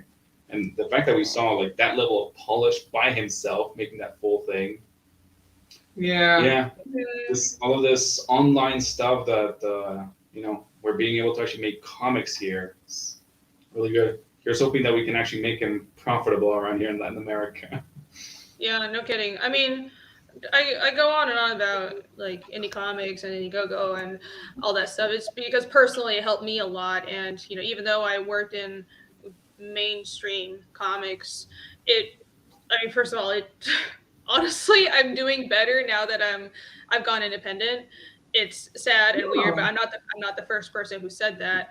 Definitely making more money, and I am happier creatively, and I feel like I'm with a group that is more like there's just more. Camaraderie. I feel like camaraderie, and I'm actually talking to people that are like just obsessed with comics like me, and I didn't feel that when I was working at Marvel, and maybe it was just my limited circle that I came into contacts with, but that's my experience, so that's why I'm always going on about, oh, I'm so grateful for Indiegogo, but it's true, like I'm so glad for what it brought me, and that's why I try to rope people into the same scene, right? I don't know if crowdfunding would be sort of like a long-term solution for independent comic artists, but I think right now it's a really good avenue, and especially for international creators who have a hard time doing conventions in the US and all Or that just kind of that, stuff. yeah, or if we live somewhere that actually doesn't have that big of an industry or presence for comics. Yeah. Definitely Yeah, useful. yeah, I really understand that too. So, dude, I think, this is just a really great avenue that's came up. So Joss is that Punisher's girlfriend. Sure looks like it, doesn't it? Fantasy version of it. Yeah. Then Rigo said, don't work for a corporation when you can work for yourself. Yeah, and I know that doesn't work out for everybody. Some people I know are happy doing corporate work. But I Yeah, don't understand it. Some people are, though. sometimes it also just works better, like as much as we like the freedom of being able to be our own bosses, some people actually do work better on just like a schedule that somebody else has set for them, or a project that somebody else has done for them. We work better at just like bouncing off of ideas instead of creating your own, which is definitely, it's a definitely an avenue to go for. Mm-hmm. Yeah. I mean, it's whatever you're happy with, and that's why I don't take the route of, well, you shouldn't work for Marvel or DC. I mean, some people are happy doing that, and that's the right path for, many, but it's not the only path, and I would like people to know that. Like, it's hard going independent and doing your own comic. The amount of self-management and discipline, and also the most importantly, sacrifice that you have to perform because you're beyond the work of like creating a comic. If you're usually playing multiple different roles, even if you're a writer working with artists, or artists working with a writer to do your own self-promotion. You have to run a comic campaign and go on streams, and most of the time starting out you have to ship your own books. It's a lot of work, and you're not going to have time for like friends, family, stuff like that. It's not easy, and it's not for everyone. Yeah. It just it depends, and it's worth it for some people. It's worth it for me. I'm willing to do it. Yeah, the things like and what I always want to emphasize, like just the fact that it's actually viable for some people is the thing. Because over here, like the only viable avenue was if you somehow get the contacts from somewhere that pays in dollars, or make it a indie comics for fun. Because for the longest time, that's all it could be, and it still is for a lot of people. So it's like that's not really an avenue for long term over here for a lot of people. So it's like, I know that we always like to talk it up on how like it's great to be able to have that freedom, but just even having the option, so being able to work on a company and things that you like is something that I know that we end up kind of taking for granted sometimes. Not even a possibility for a lot of people. So. Mm-hmm. Right, like I think we must have talked about this. You had a stream a while ago where we were talking about comics in the industry and or lack of thereof in Latin America. But that was the one with Andres.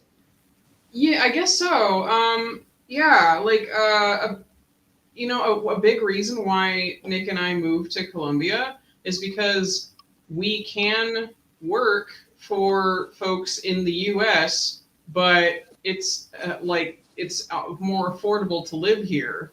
But that's the thing. Is like you also like not people aren't willing to pay as much here, like locally. So for folks who are Colombian trying to actually make money off of their art, you pretty much to like actually find something that's sustainable. You need contact. You need contacts, but they typically are like contacts outside of the country. So then there's also like the barrier of like learning English and stuff like that. Or even getting a visa, because it's also hard. Yeah.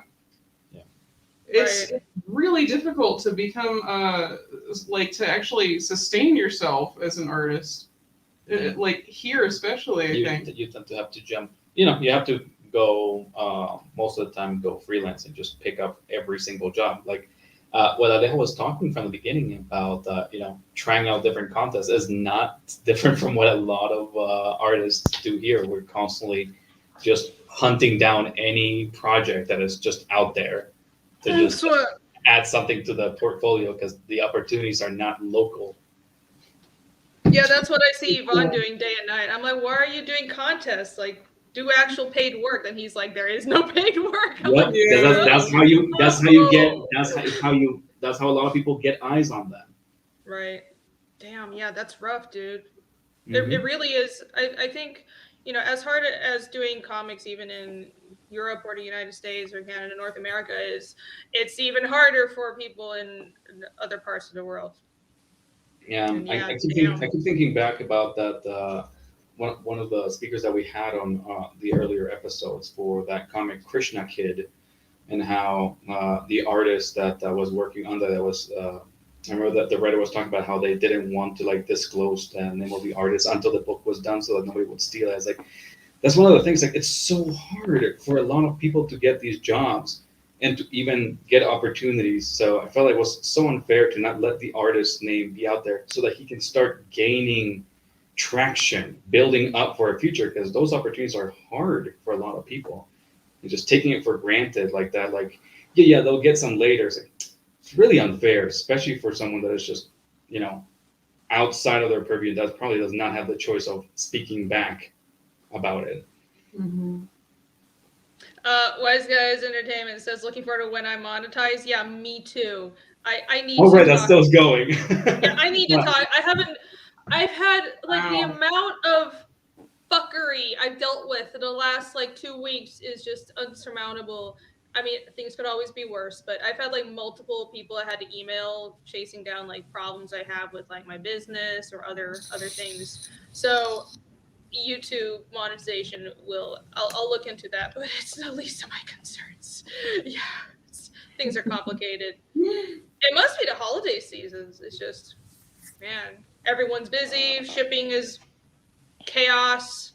Things I want shipped aren't arriving. It's not good, but it's cool. I'll make it happen. Apex Comics says it's great to work for Marvel or DC if you like eating cat food. Yeah, some people make a good living, but it's not everybody. Oh man, dude! If you're like getting into like publishing, like publisher comics, we are all hungry for the Marvel and DC jobs because they pay a lot better than the ones at the smaller publishers. Yeah, especially when you start out and you don't really have a name out there. Yeah. The thing though is it's great for starting out, but I equate it to like the animation grunt work I was doing straight out of college. It's great opportunity for when you're straight out of college and need to pay the bills, but long term, my experience was I wasn't able to like kind of climb up in my career at all. It was weird. I felt like I was stagnating. And again, this is just like my anecdotal experience, but I just couldn't for the life of me understand why, because I was trying and I didn't have like a super great experience at Marvel. I'm grateful for the work, but I am doing much better going indie right now. And that's all I can say. Like right now, it's, if you work for a part of it is probably just because like my style didn't fit exactly what the mainstream wanted. And if you don't fit that, they say they're open to different styles and, different people work on the books, whatever, but that's not really true. Like you still have to fit what they want. And if you don't, you don't really get ahead. And yeah, I'm not, I'm not going to complain too much about it. It's not for everybody, and I'm doing better now than I was back then. Now, yeah, different strokes, different folks. Nico says, depends on where you live. Cat food is expensive in Manhattan. I wouldn't know. Honest, how long was I at Marvel? About, I'd say 3-ish years. 3 to 4 years. No, 4 years. Oh, it's complicated because I did one job for them while I was still in college, actually, and then I worked in other industries, and I jumped back to comics. I worked on exclusively Marvel stuff for like 3 years, and then it kind of like, I don't know why, but the work I was getting from them petered off towards the end. And it might have been I wasn't more proactive towards like asking for work, but it was kind of like this cycle, like chicken or the egg thing of they kept on putting me on books that I felt like didn't suit me, that I was unhappy with. Like they pigeonhole me into doing YA books, or I felt like they were. That was all I was getting: YA books and kids books, and I really didn't want to work on that.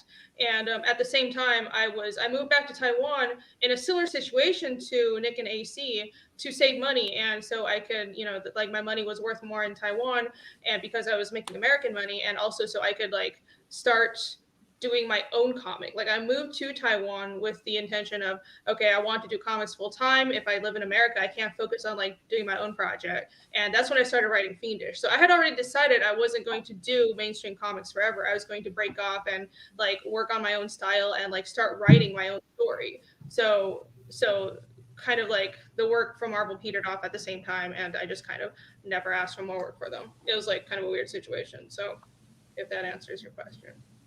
Hey Alejo, going on to back onto talk about comics and stuff that we were kind of picking up, and I know that the additional difficulties of even getting them. What other comics have you kind of early on did you latch onto or like? Because I know that was really hard to just even follow ongoing stories. Because you mentioned starting out with like Akira. Did you have any like series or characters or stuff that first kind of helped you kind of have that interest in comics, or that kind of even started the hobby of just even collecting and whatnot? Okay, I'm gonna answer you in Spanish. Okay. Yes, son muchas cosas. Bueno, pues cuando tuve la oportunidad de conocer a alguien que tenía una buena colección de cómics, yo creo que los milestones, como las piedras angulares que no tanto me influenciaron, pero sí me generaron mucho impacto, uno fue Arma X, de Wolverine. I actually don't know that one. Do you know? Is that a comic? Is that a manga, or what is that one? Es un cómic. Okay. Cómic de Weapon X. Oh, right, you're right. Like honestly, it's just the fact that you said it in Spanish. I was not connecting the dots. Yeah, Weapon X, of course. Okay. Yeah. Bueno, Akira, Arma X, ¿qué más vi? Bueno, Kingdom Come, Arkham Asylum.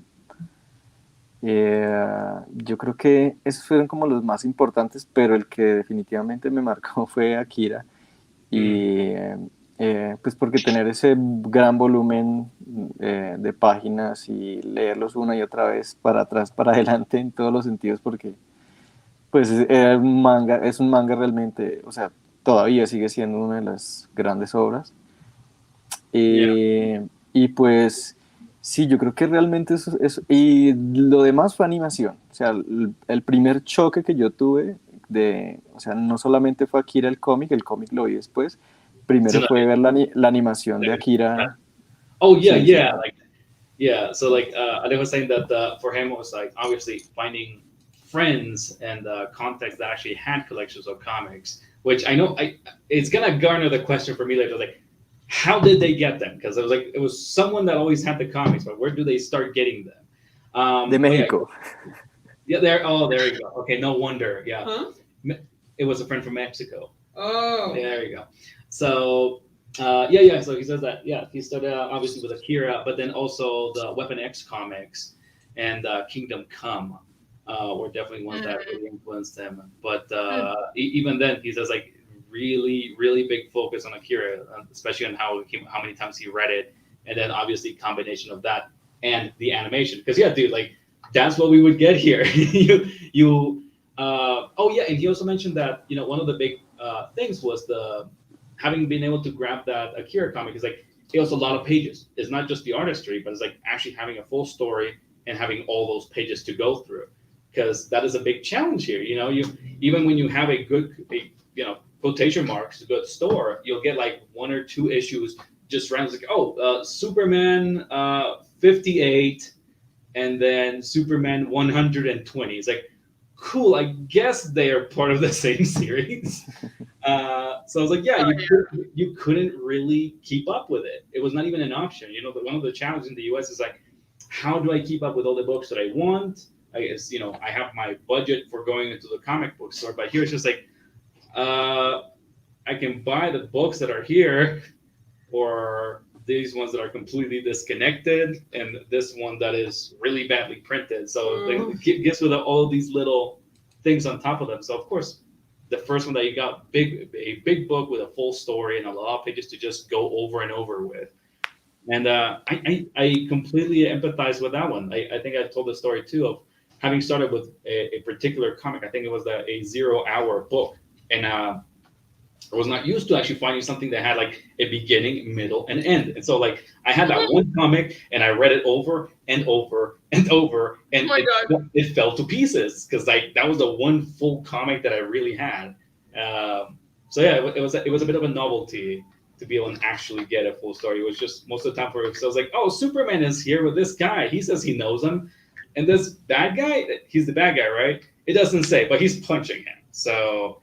That's a cool drawing. I'm glad I bought. I'm glad I paid 4 times what a North American is paying for these comics. Cool. Oh my gosh! All this every time you guys bring up how hard it was to get comics in South America, I just feel so bad for you guys. I'm like, I feel this is a cry for help. And like as Alejo is saying it, I'm just like, oh, you lucky bastard! You had a Mexican friend with comics. Speaking of Mexican friends with comics, hi 656. What's up? Thanks for joining. Oh my gosh. Yeah. He actually wasn't Mexican. He has. Yeah. He was the lucky one. Yeah, who had a Mexican friend who sent it's even worse. It's a friend comics from. Yeah. He had to ask his friend to get him the comics so that he would have the connection. Then Alejo got that friend to let him see his comics. Oh God, that sounds so painful. Because the only thing I really had in that moment were video game magazines from Spain, like the magazines that were delayed 3 or 4 years after they were released in Spain, and with 1, 2, or 3 artworks from the video games. I also used to go to a arcade just to see people play, because I didn't had the money just to spend in the arcades. I play once or maybe 2 quarters, but I just stayed in that arcade like hours just looking at people playing, just because I really wanted to see all these characters in motion and see all Capcom games. It was like I wrote that in Twitter once. It was like watching an infinite animation movie with all the characters you love fighting each other, and it was kind of weird. It's like what you right now you do this in In 3D. YouTube, watching people play in in, Oh yeah, in, like in Let's yeah. Plays. But in that moment you had to go to the arcade and just stay that. Take over somebody's shoulder all the time while they were playing. Yeah, Explain to gosh. them why Yeah. you're staring at I had not, you know Yes. what? You're totally right, Alejo. I had not connected the dots, but I remember having that same interest. I would love going to arcades, and even when I had a few quarters that my parents would give me, but when you couldn't, like, you would just sit down and watch it, and specifically those games. Just because AC doesn't get it sometimes when I talk to her about like beat 'em ups and like fighting games. It's like, yeah, but they're old. It's like, no, you don't get it. These was the time where I wasn't really into arcade games. The animation for the characters was the best. It was hand drawn and it was so beautiful and fluid, and you wanted to just sit down and see people fight on them because you don't get comics, you don't get enough TV shows, and this is high quality and you can get it when you want it, and that was awesome. Oh gosh, I forgot about that. I remember liking it too, but I didn't connect. So like, what was lacking in my life that I loved just sitting there, just looking at like Marvel versus Capcom finisher go across the screen, and it was that. Yeah. And like also when you were saying about like when we were talking about magazines, I remember doing the same thing, dude. Like this is how hungry I was for comic book art. That I was like, I already know how to beat Legend of Zelda N64, but the only way to get the concept art for the characters that had this really cool comic book style was to get the Nintendo Power magazines. So I would just buy them to have the pages with the art of the bosses in them. Yeah, and all the arcade thing. I just when I was tired, just because you've been there, standing like hours, then I just kept that images in my head and try to reproduce it, and when I was home, and I ended up doing my own poses and my own versions because obviously This is what I would do if Venom had an XY right finisher, but they don't have it in Marvel, so this is how I would do it. That's where it all started. That sounds fun. yeah. Were you ever into sprite art? Because I know a lot of Latino kids also were into that back in like the DeviantArt times. What? Were you? I don't know if the terminology is correct. Cuando eres más joven, Alejo, ¿alguna vez te metiste en estar haciendo arte de sprites? Como aunque no fuera para videojuegos, por la pasión como se veían. ¿Alguna vez lo hiciste tú solo como por diversión? Una vez porque me invitaron como a una especie de jam o algo así que hacían en DeviantArt, pero solo lo hice una vez, pero no fue una costumbre porque pues yo no tenía computador, era prestado cuando yo empecé en DeviantArt. Let me go for that because that's actually a really funny point. Yeah, Alejo says that he didn't. He was used to just kind of think it's like because the art that you would see in Capcom games and stuff like that was so fluid that you would just oh my god, that drawing is yours, Alejo? Yes. Oh my god, dude! Every time I look for the Muan, I get this piece. I didn't know it was yours. Oh, that's so funny. This is a Colombian myth, by the way. It's one of the most famous folklore characters here. Oh, that's awesome! I didn't know it was yours, dude. Good to know. More famous than we even thought.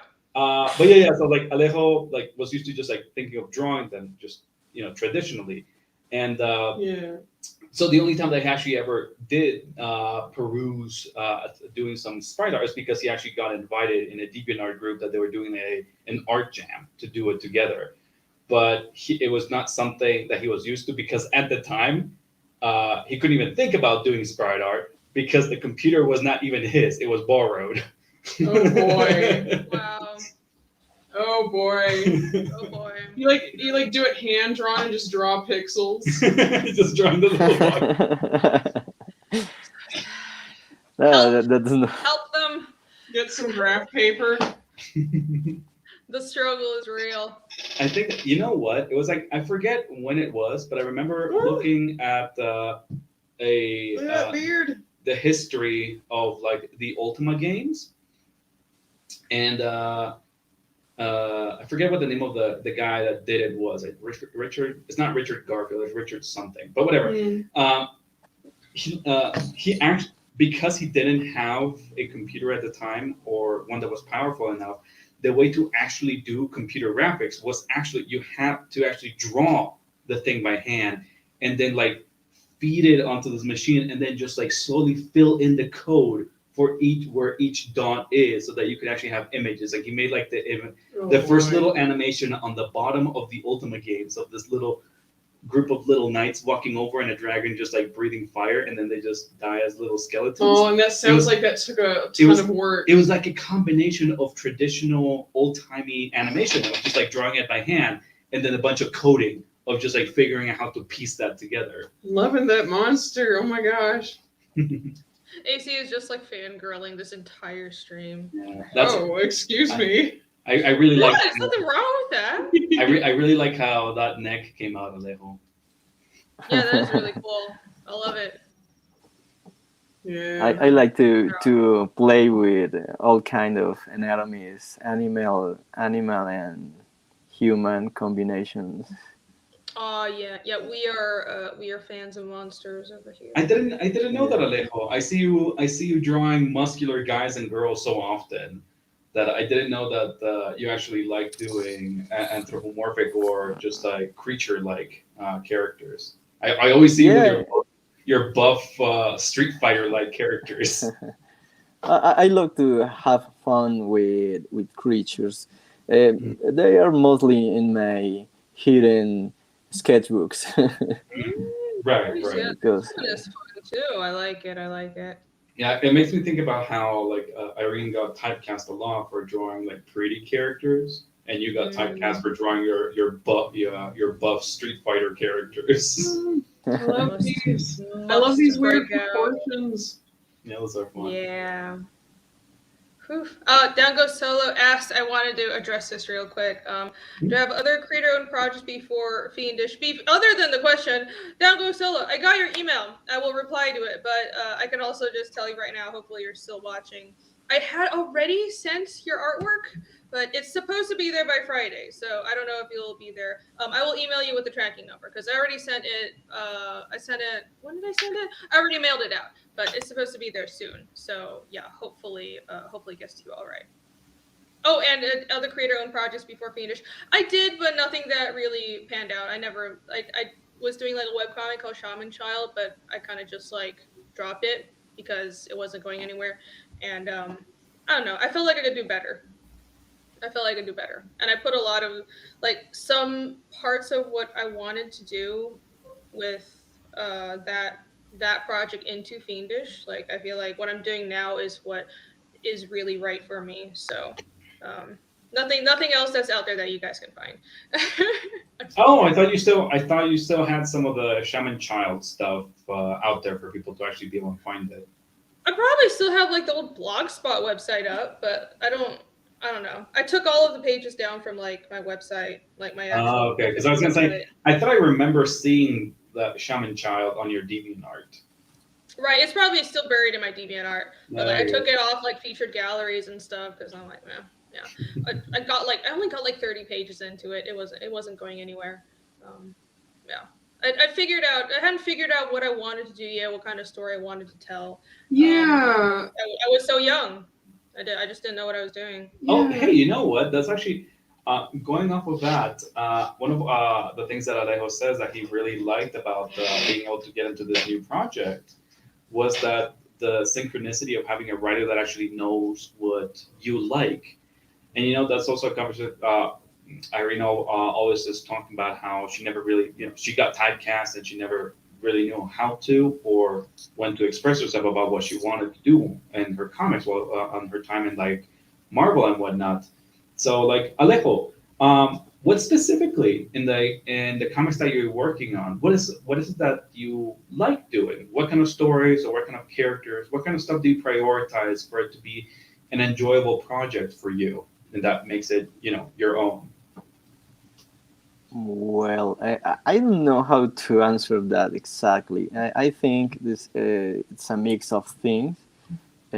Obviously, I like to I want to draw anatomy, and I want to draw action things, but also I want to draw some meaningful story, something that I think even if it is totally a total fantasy, you can depict some humanity in those characters. I think. Oh, is that Dark Crystal?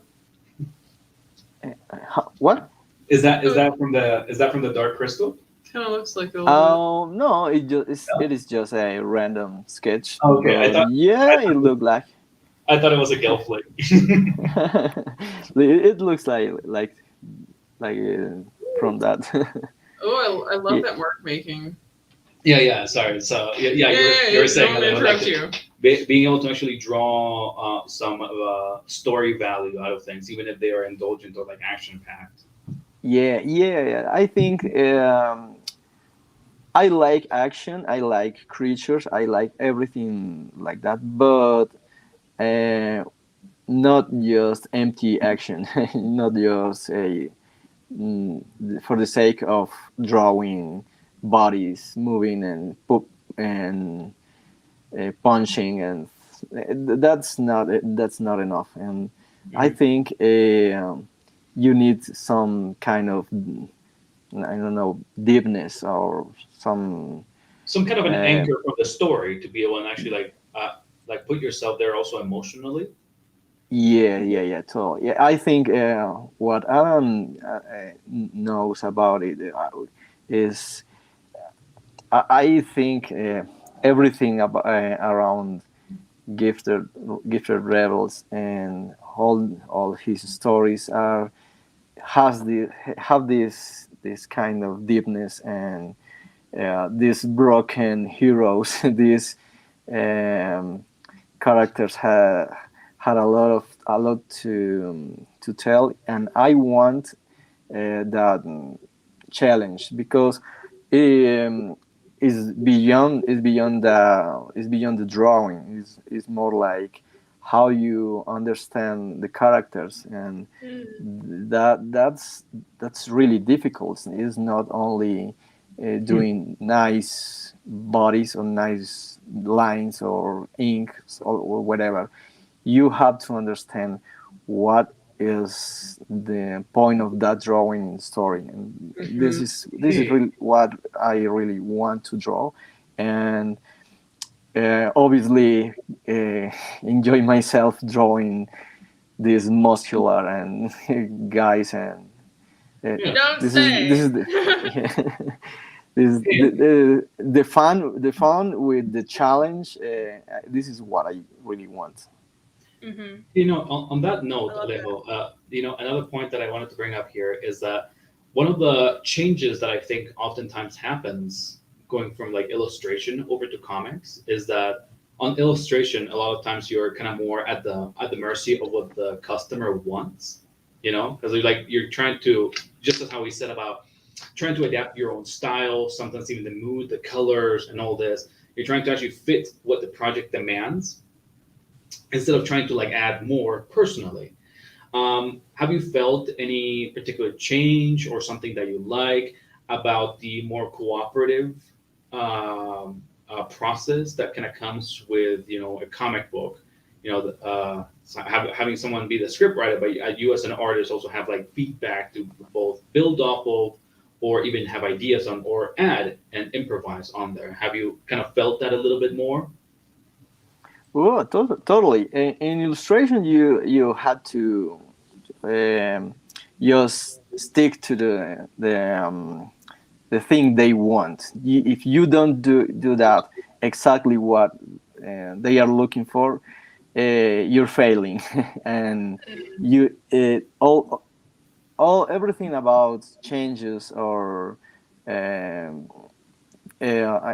no sé cómo decirlo, o sea, todos los cambios y las cosas que se hacen en ilustración porque casi que porque quisiste poner algo nuevo. O sea, Yeah, yeah. como que cuando tratas de innovar o de poner algo de tu parte, Te como estás que saliendo los parámetros de la sí. expectativa.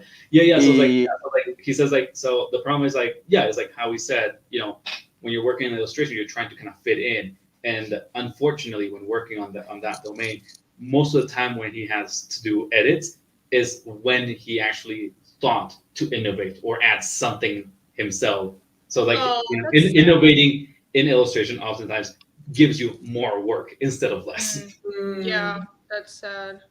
No, in comics, if people want to see your own style, that they, you have a lot more say in the creative process, and it's good Depends. to. It's. I mean, with You okay, can and live through specifically the what There's we're more doing potential right for it. now. Yeah, not comics in general. I'm sorry, but No, like no, it's like you know, it's what like we're doing, creator-owned comics. even then depends on relationships with people, but That's it true. it is more prone to it, and that's one of those advantages. It's just that you know Right.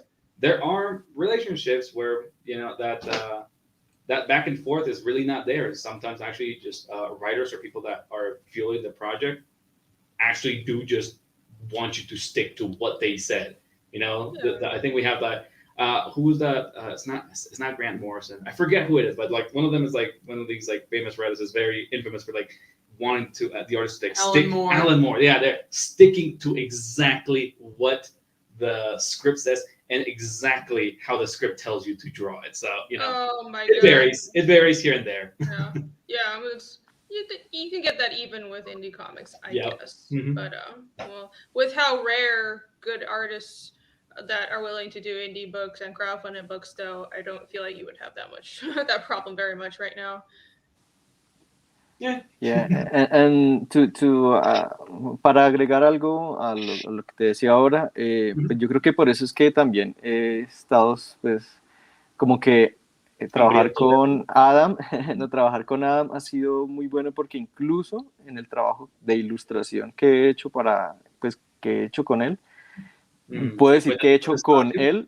él, pues hay muchísimo espacio pues para proponer y pues casi que es algo que él me pide que haga, como que no sea únicamente, o sea, hay unos parámetros, pero es como, vaya, hágalo como usted lo interpreta. Ujú. Y realmente desde la ilustración siempre ha sido un trabajo colaborativo pues, trabajando con él. Por eso es que prácticamente yo no tengo casi más clientes. Con League of Legends últimamente ha sido así, ha sido como, hey, solo necesitamos un dibujo de este personaje, hágalo como quiera. Esos son los clientes con los que yo me he mantenido Yeah. porque me permiten que lo que hago, pues me da gusto ponerlo en el portafolio porque realmente es algo que yo también puse. Entonces, no solamente es en el cómic con él, sino también desde la ilustración. Claro, trabajos en los que puedes aportar. Yeah, Alejo says Ujú. that. Yeah, you know, even from illustration, it is those are the clients with which you know once you actually start getting enough to actually feed yourself and all that, those are the ones that you stick with. The ones that both have the trust and also the desire to actually like look at your own art and give you the space to innovate. And that's why he says that he's also had such a fun. Um, Path being able to actually follow from the games onto the comic because he also felt that freedom and being told like this you know this is the general idea but you know I trust you go with what your gut tells you here for and your own decisions on that and that's definitely given him a really good introduction to being on these comics. Yeah. Dun Ringo, you totally missed the entire kaiju battle. I'm so sorry. You'll never have a chance to see it again. Chris brought up, yeah, he said he has an established aesthetic for character and settings, and deviating too far would cause inconsistencies. I can see that if you already, you're established a property and you're bringing on new artists. It's nice though having like uh, if you're the artist that is establishing the look of a project from the beginning, then you have a lot more control. Yeah, It's it's it's a very different than doing like animation and games. It's very freeing. Yeah, for comic artists, I think it's important to find a writer who you feel like you're actually collaborating with rather than just straight up just doing what you're being told to do. Because like I mentioned like one time when I was like very early on in my career, I got a job where it's like I had a guy who was like the showrunner, who was like the creator, and this was his idea. But he didn't write it and he didn't draw it. It was like it was his idea. and it was and it was very similar to But he the called thing it here. his baby, which I guess was a red flag. Yeah, well, But- I don't know about that, but like the thing is just like Could be though. the same thing happened. Like when we tried to like think about innovation or cool ideas, we would fight back. Or any time we wanted to put input, like no, AC. Like I write it. Like trust me, I know how it's supposed to. Yeah, that also like, can I talk to the writer? No, you can't talk to the writer. You Yeah. go through me. It was like Yeah. that kind of a thing. So I'm just saying like it's possible. And like it's not always for good reasons, but it's not always just a publisher thing. Can show up Mhm. in Yeah, independent creators. It Yeah, can. Yeah. Relationships vary. Yeah. Yeah. But and even when you have people that have to stick to like a design bible or something like that, I definitely appreciate consistency throughout the world. Like speaking from basic things, like everybody enjoys the fact that Superman's outfit is not just randomly yellow on the next issue or something like that. Right. But then just things like being able to keep the kinds of characters look and all that. But I love when series do change artists, when the art is allowed to vary and be their own. Hmm. You know, Really? they stick Oh, to things. I hate that. I love it. The thing is that like, there's a thing that happens, when it's like when it's not something that was planned, like sometimes an artist can't make the deadlines, and it's like it's understandable. Sometimes it's hard, and you sometimes get fill-in artists or Right. ones that are having to rush it, and you can tell. Like I have a Weapon X comic that was like you can definitely tell that the artist that came in there was a fill-in artist because the other guy was not making the deadlines, and you see his style getting simpler and simpler to try and make the issues. Hmm. But Yeah. I love it when a established series or a cool series brings in a bunch of artists because I like looking at different artists more than I care to look at a consistent book all throughout. If they are in sync, they know what they're doing, and the control over I don't know, like how Kurza's, I think Kurza's a good example because like bunch of elves and stuff. Like the elves look the same. I can tell them apart, the characters.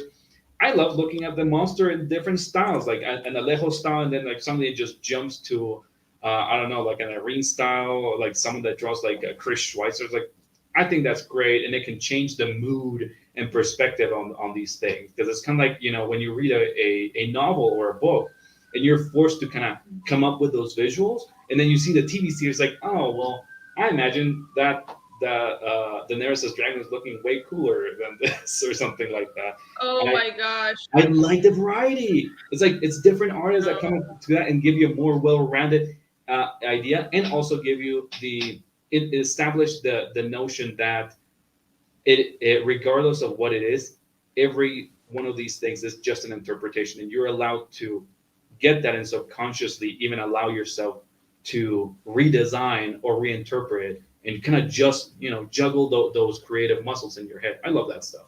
I don't like that stuff. I mean, I think if it's a complete new edition or a new series within a franchise, then yeah, it's cool to see a new style.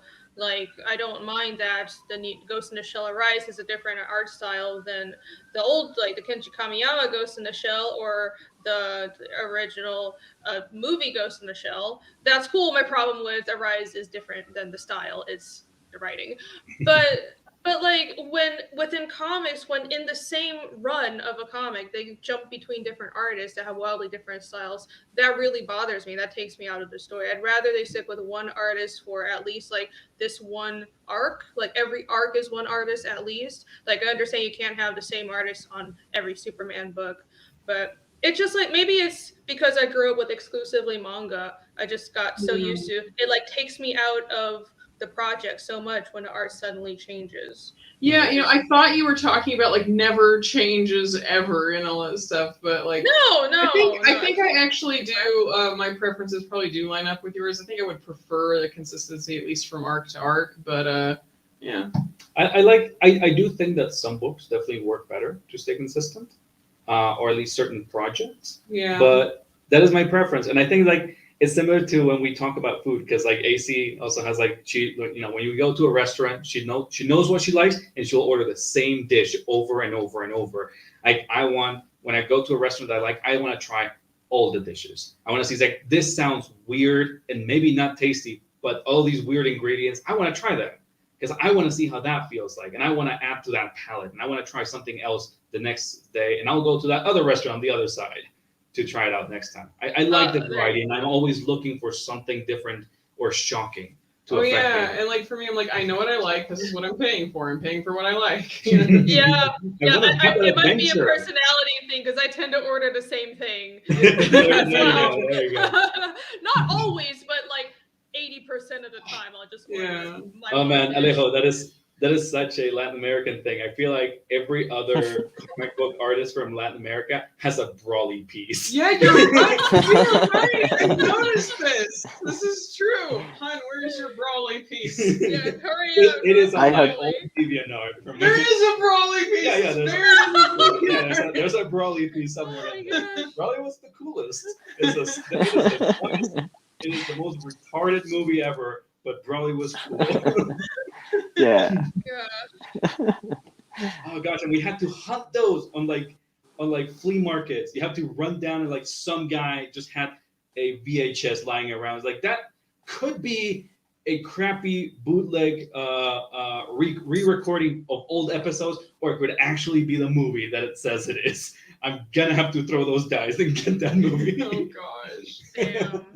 Ooh, I love seeing process stuff. Yeah, those are awesome. Oh man, yeah, those are always so fun. I remember when I first saw them was when Nolan was showing some of his portfolio online, and just seeing the inks and just seeing his colors. It was always fun to see. Yeah, I love seeing process stuff.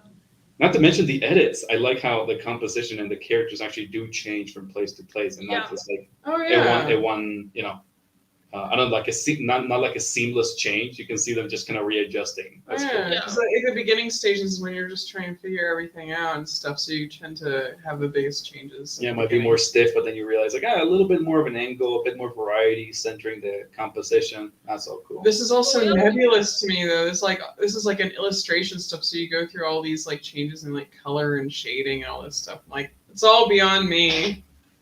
I just do black and white. Yeah, how is this beyond you? Like art. Just as you don't paint a lot doesn't mean it's like what.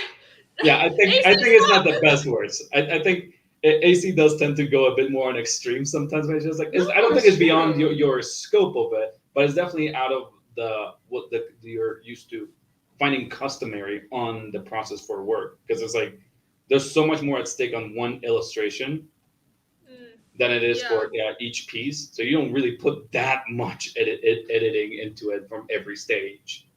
I do mean that it's like I'm not very familiar with color. I have like a rudimentary sense of color, but so it's like I can't entirely follow like all of the choices that you're making. And I mean, I don't think anybody can except for the person doing it themselves. AC talking herself down again. What? Talking yourself down again. Oh. You know what? Sorry. I don't think it's really talking myself down when I'm talking about color. Like I don't know that much about it. It's not. That's just being accurate. Sure. Okay. What I had to learn though, then this really surprised me, was people, whether on like Instagram or just even in the people who buy comics, they really like seeing process work. So the audience likes it too.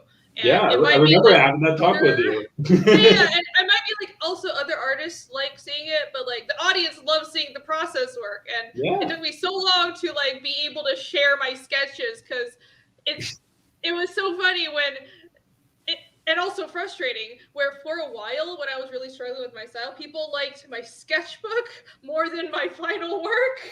And but like even in printing comics, like people were asking for pencils and sketches and like early designs, and I'm like, this stuff is shit, why would you want to see it? But people really like seeing how the art is built and how like it develops, you know. Yeah. So. Or you could just have all of your professional work be full of handsome men and women, and then you put your best monsters on your sketchbook. So I only want to hunt down Alejo's sketches.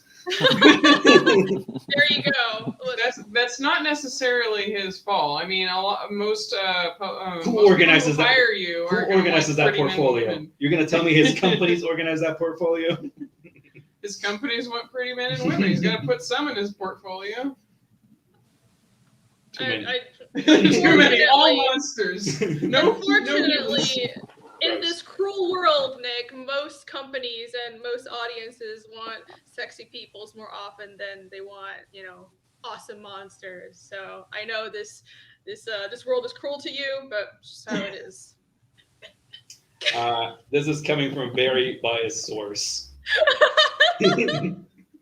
Are you saying that everyone else, the biased source is Irene, and like everyone else, you're the only non-biased one? I don't think Irene You see things as they should be. I don't think Irene is the one to be talking about being able to be sitting on those other shoes. What? What? Anyways. Anyway, so Brawly. Yeah, so Brawly. Apex Comics asks, what program does use to film these gradual shots? I'm gonna guess that you just save out process like JPEGs as you work, and you can put together GIFs in Photoshop. Like Photoshop can put together GIFs, right? Is that what you do? There you go. I was right. Yeah. I remember I also did that back in DeviantArt. That's how I learned to actually do GIFs. Arxenga, you finally caught it. Yes, you're here in time. Hello. Yeah. I love these. Like, I gotta do more process GIFs as well. That's awesome. Woo! Oh, this one is cool. Sweet. Look at that.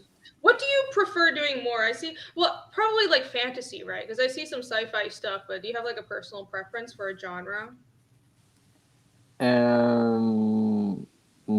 No, not really. I do a lot of fantasy stuff just because my portfolio just suddenly was filled of that, and clients like it, and you ended up doing that more than anything else. But I think I like to test new genres, new styles, new things every time I can. And I don't know. I don't know. I think my preference are on the dynamic stuff, even no matter the style. The style. I want to do something that looks dynamic. No, and I don't know. I think I would love to do something more. More technological. I didn't have the chance to do a lot of that, but yeah. When you're looking your portfolio and your suddenly the clients are asking just for that thing you do.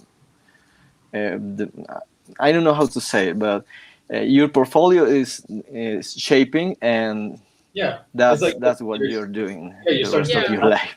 You start getting typecast because that's what it self perpetuates itself. When you make something, people like it, and then people keep asking about it. Irene, just like seeing her reflected, all her pretty boys and girls, cutesy little things. Yeah. It's not that I don't like drawing that. It's when people insist you only draw this one thing. Yeah. But anyways, yeah. It's I think that I'm mostly avoiding to do some stuff than rather than picking some specific thing. I avoid concept design specifically because clients always want some photo bash and all these Yeah. photographic. Yeah, is that I think that is more some design. No, I don't know how to say it, right, but Is it easier for you to say it in Spanish?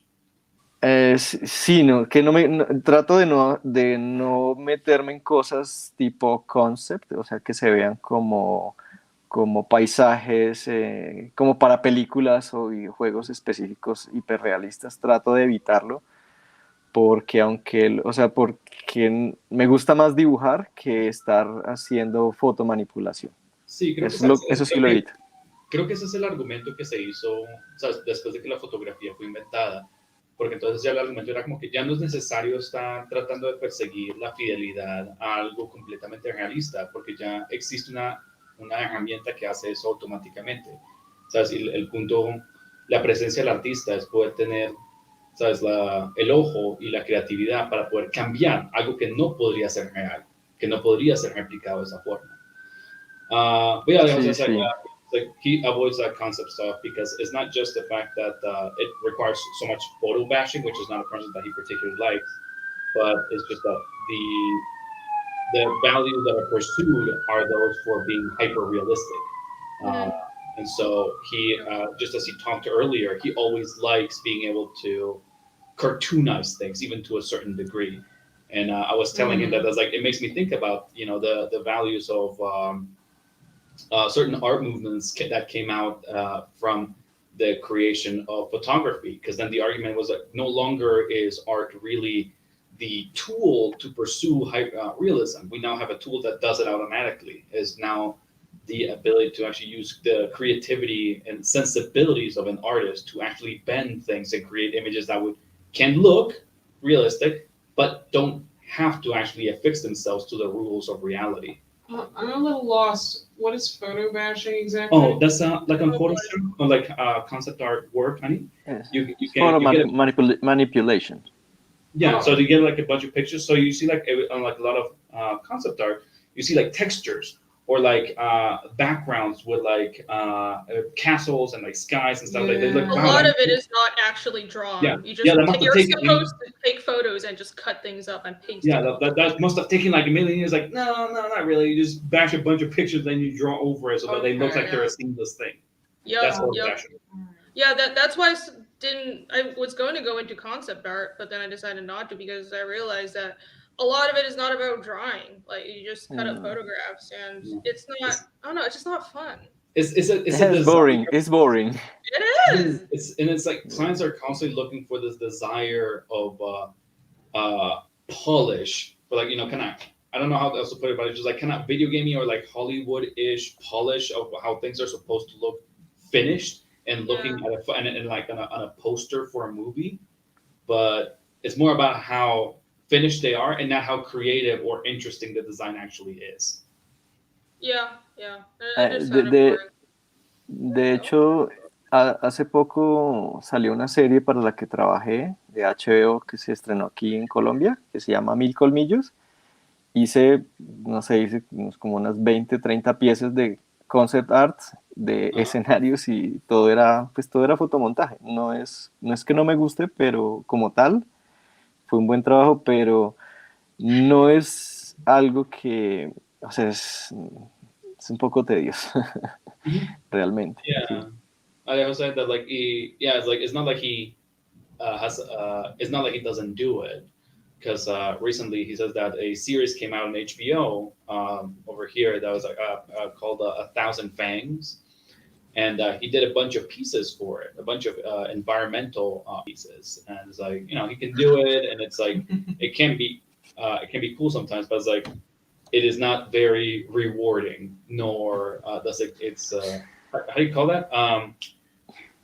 We talk about like in comics, like doing the flats and stuff like that. It's grunt work. It's stuff that you can it takes technical skill, but you can kind of zone off and rely more on your muscle memory, like the things that the basics of like color theory, and not really be putting much of you into it, even though it pays. I like that His belly button kids. showing? Yeah, no, it's just a cute design. I don't know. Zombie kid. I don't know if this is what you intended, but it's like seeing that picture. I think it was the same kid who was in front of the TV, and like how like his eyes are almost the shape of TV screens. I love it. I like it. So cute. So cute. Yeah, man. The money is good in costume design, but I don't know. It's not for everyone. It's not that fun. Yeah, next time you guys see those concept art in the paintings and matte paintings and like video game art books and stuff, just know that a lot of it is photo bashing. It's not always hand drawn. Yeah, like an easy place to spot it if you guys haven't tried it yet. Look at movie posters. Modern movie posters are a bunch of collages. I detest them, but they're one of the easiest examples of like if you look at the edges, like there's some really bad Photoshop of photo bashing happening on like modern movie posters. Like one of the easiest places to spot them. Yep, and it's garbage. Garbage. Ooh, I like this too. Oh boy, I don't know. I mean, it's a quick way to. The idea is like you just want to get the concept out. That's why it's called concept, right? I just want to get the idea out, but I don't know. I feel like that's not really as creative, and it's also a little corporate. It's not my thing. Yeah, it's like, you're doing references for.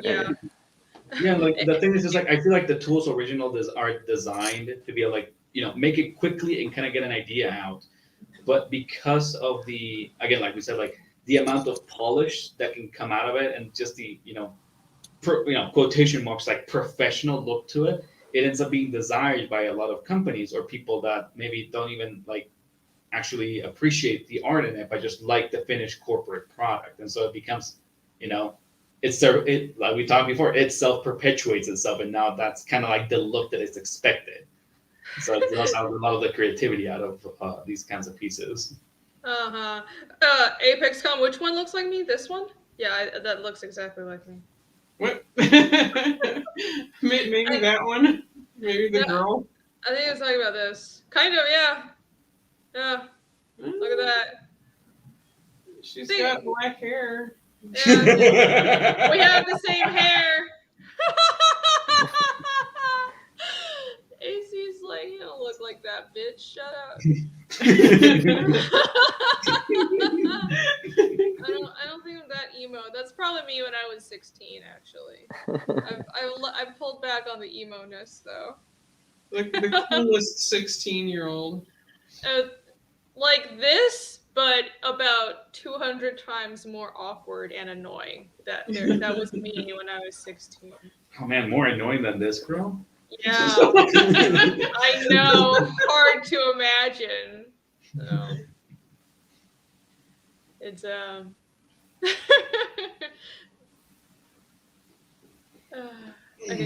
I grace you all with my wonderful annoying personality. I think we're starting to run into 3 hours, right? No, it's two. It's 2 hours and 30 minutes. I know. I've just been like cycling through all your art, and I want to make sure I pretty much cover everything on your website. But we're running to about 2 hours 30 minutes, and I've got some updates for Fiendish. I want to show everyone. Actually, I was going to do that at the beginning of the stream, but we just jumped right into it, and I wanted to like get to your work and talk about all this stuff. But I have some other updates and just general stuff I want to tell everyone about. But I feel like we can wrap things up because I have been struggling to get the Chapter 2 cover for Fiendish done, and I also have several commissions from other people that I really want to get done. I'm working on like 4 things simultaneously that I'm all like, I'm just, it's really annoying. I'm at that point where I'm like this far from being done, but I just can't quite get it right. So I'm like, I really want to get back to work. That was an eventful thing on our private chats, just so that everybody knows, because Irina's has been constantly bugging everybody to look at every stage of this cover. So she's quotation marks finally done with the inks. We'll see about it in a few weeks, but yeah. Listen here, listen now. I only went through about 5 different ideas for the cover. Only. Remember, it was Yomi in front of the funeral pyre first, and then it was just her. Then it was that collage of her in the foreground that everybody hated, and then it's this one that I'm currently doing that I swear I won't change. People like it, yeah, and I'm coloring it, so I too late to go back.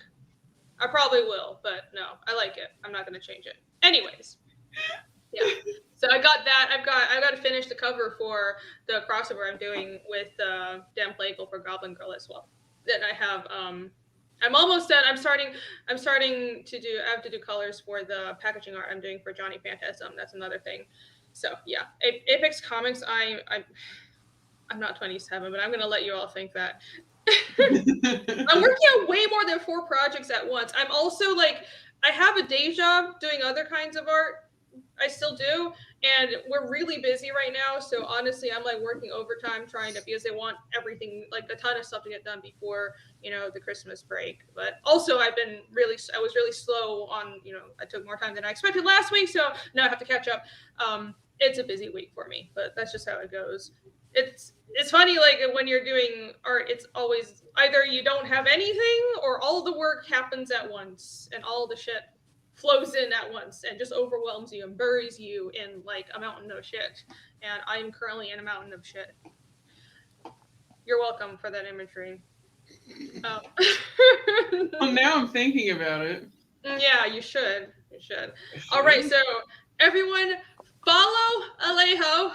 His Instagram and ArtStation are in the description, and his Twitter is Magnozz, just like you see on screen. So he does amazing work. All the stuff that we've been showing this whole stream has been his, and it'll be a good follow, I'm sure. And he's going to be doing his next comic project is going to be with Gifted Rebels Company with Adam Lawson, who is currently currently has Kids and Monsters on Indiegogo. And Alejo will be doing the Nail and Goo comic. And you can get the ash can for it with Kids and Monsters. That's right. So go back Kids and Monsters as well and pick up Nail and Goo right now, friends. Right now. All right, I have an update, everyone. I'm so happy. All right. I did a video, and some of you might have already seen, but for the people who didn't, guess what? No! I mean, yes, I won, but no, this is something else. How do I full screen myself? I apologize. Yeah, sorry for everybody's ears. Are you ready? Are you guys ready? Look at what I finally got in the mail. All right, look. Look at this. Dolphin noises. It's real. It's real. It's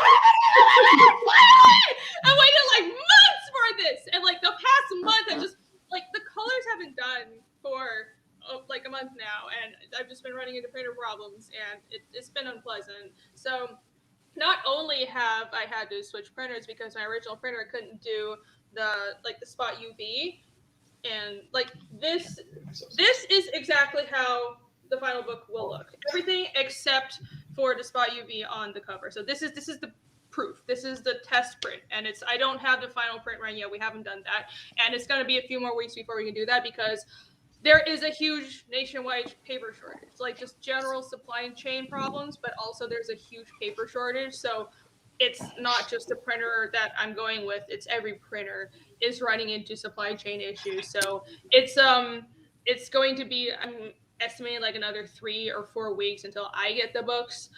But I do have the digital proof now, and this is just to check the printing, the sizing of everything, and this, as far as we can tell from this, it looks great. So let's see. Should I give everyone a sneak peek? You guys want to see a sneak peek? Yeah. Yes. Okay. Let's see, here's the inside.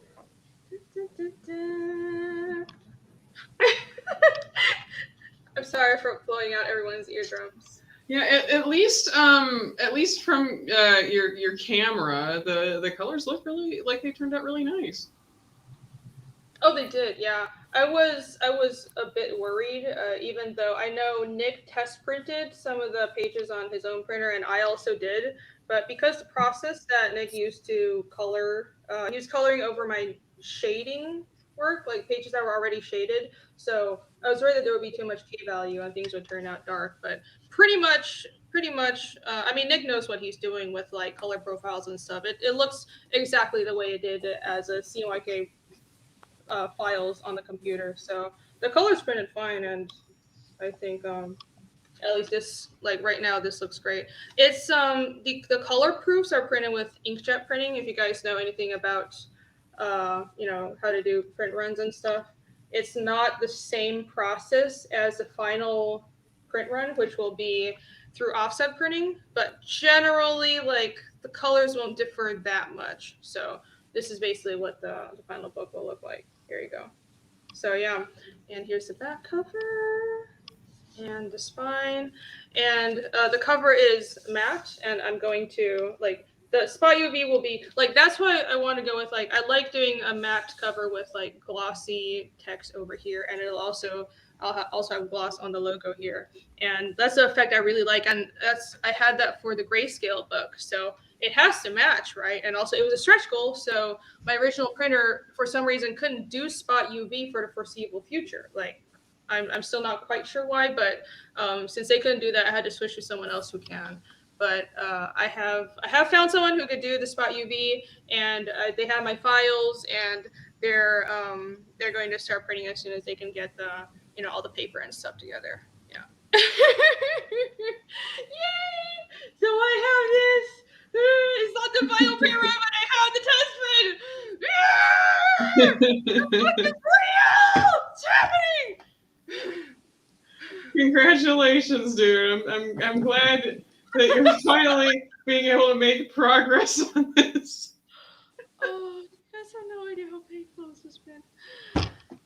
I want to hold my book in my hands. I want the book. Yeah. I just want to have it and give it to people, and I'm just so I just want it done at this point. But it's been really frustrating. Yeah. Like the economy and all these weird shortages, but yeah, things are moving forward. So just keeping everyone updated and letting you guys know what's going on. Apex Comics says I will do a fiendish unboxing on your channel. Thank you. Ooh, yeah. That I don't have like fancy boxes or anything like Chris Fisk. I would love to do that for chapter 2, but I didn't plan to do that for You chapter got 1. that cool packaging tape. You still have some of that? Oh yeah. I will have like cool packaging tape. I use Gemini mailers, and I have like custom made fiendish packaging tape. It's basically it's like this logo, but with like it's the black and white cover, but rearranged a bit, like just this strip over here repeating over and over again with the red tint. So that makes the packaging looks pretty cool. You'll know right away when your fiendish copy arrives in the mail. But nothing. I'm not cool like Eric's Saga and Infinite Tale Chronicles, but maybe next book I'll be just as cool as those people. I'm not cool enough yet. I hope you like your book when you get it, Apex Comics. Thank you. Did I? Yes, I did. And I want to do an unboxing. That's why I haven't posted it. But I've been so busy. I want to do like a proper unboxing, and because you had like such a nice, you have an actual like box. It's just sitting in my storage room right now. I'm going to get that video out this week. But thank you, Chris. I do have my comic, and the box itself looks great, and I can't wait to read the comic. Let me take myself off full screen. Why am I full screen? You guys don't want to see that, right? And let me see what else is there. That's mostly it. I just wanted to show everyone. The color copy of the proofs, and let everyone know the printing is happening, and we're moving forward. With the actual process. Hooray! Grayscale books are still shipping immediately. So every few days, I will ship out a batch of it, and early next week, I think all the Grayscale books, any orders that are just a Grayscale book or the posters arrived. The large posters arrived. So if you order anything except for the color book right now, I will ship it out. If your package doesn't include a color book, I will be shipping it out early next week because the large scale posters are also here and those will be fulfilling. So yeah, let me get those out to everybody right away. Whew, all right. I think that's it. I hope you guys enjoyed that little update and I didn't blow out your eardrums too much. Only partly. It's what I'm known for. All right. Let's see. I will. Oh yeah. One other thing. I updated the Fiendish website. I just want to show everyone that real quick. What else did you do to the website? I just put the color pages up. Oh, okay. Cool. It's real quick. I want to show everybody that. The color pages mean like, is it like the same preview as The same preview. Okay. Yeah, here you go. So the preview that I have here, it's in color now. I wanted to, wait till the colors are done. But all this, the preview section, this is the first 20 pages of chapter 1. The whole thing is like 50 pages. But oh, that's cool. Yeah, the color preview is on here, so you guys can check that out. And it looks awesome. Nick did an amazing job, so that's up. And of course, you can still back the book on Indiegogo. Check it out now! Oh my gosh, yay! So yeah. Let me post a website in the chat in case anybody didn't know. Did you know I have a website? Did you know I have like a very obsessive website and I have like a world map and I have a language and I have a pantheon and I'm an insane person and you should really check this website out because I'm nuts and I put a lot of work into this. Okay, that's all. I'm done. Cool. Back my comic. We'll be fulfilling soon. All right. I'm so good at this. Let's wrap things up for tonight. This has been a lovely stream. You have so much work, Alejo. This entire stream, your like gigantic portfolio. We've just been pouring through it, and I feel like there's still stuff we haven't seen. But I'm so glad you could come on. Adam spoke very highly of you, and I'm glad I could speak to you in person as well. Adam and Nick and AC have all been speaking very highly of you. Yeah, I'm glad we could finally introduce you guys to each other. Yes. Thank you so much. I love your work, like the monster designs especially, but like you've got a really Frazetta vibe to the way you draw anatomy, and I'm a big fan of that. So yeah, I'm glad that we could connect and we'll talk because like I know you're busy now, but you're doing a poster for Fiendish, right? Sure. Yeah, okay. I will have. I'll do time for. Okay, yeah, it's okay. Well, we'll talk. No pressure. Yeah. No pressure. All right, where can everybody find you? I mostly update Instagram. I think I'm really bad with social media. I'm really bad at updating. This is why I really appreciate when people just add me or look at my stuff because I'm really bad with it. I'm mostly working my 24/7 and you have your nose too close to the grindstone constantly. Oh yeah, you just right. Yeah. Unlike us, he's not lazy. Which are your handles on the websites that people can actually find your stuff or get in contact with you? Is it just Magnozz on all of them? Yeah. You can find me and contact me through my website. I'm mostly active in Instagram and Twitter. I'm not a Twitter person, but I try to share and some things there. But yes, I think Instagram and my website are most.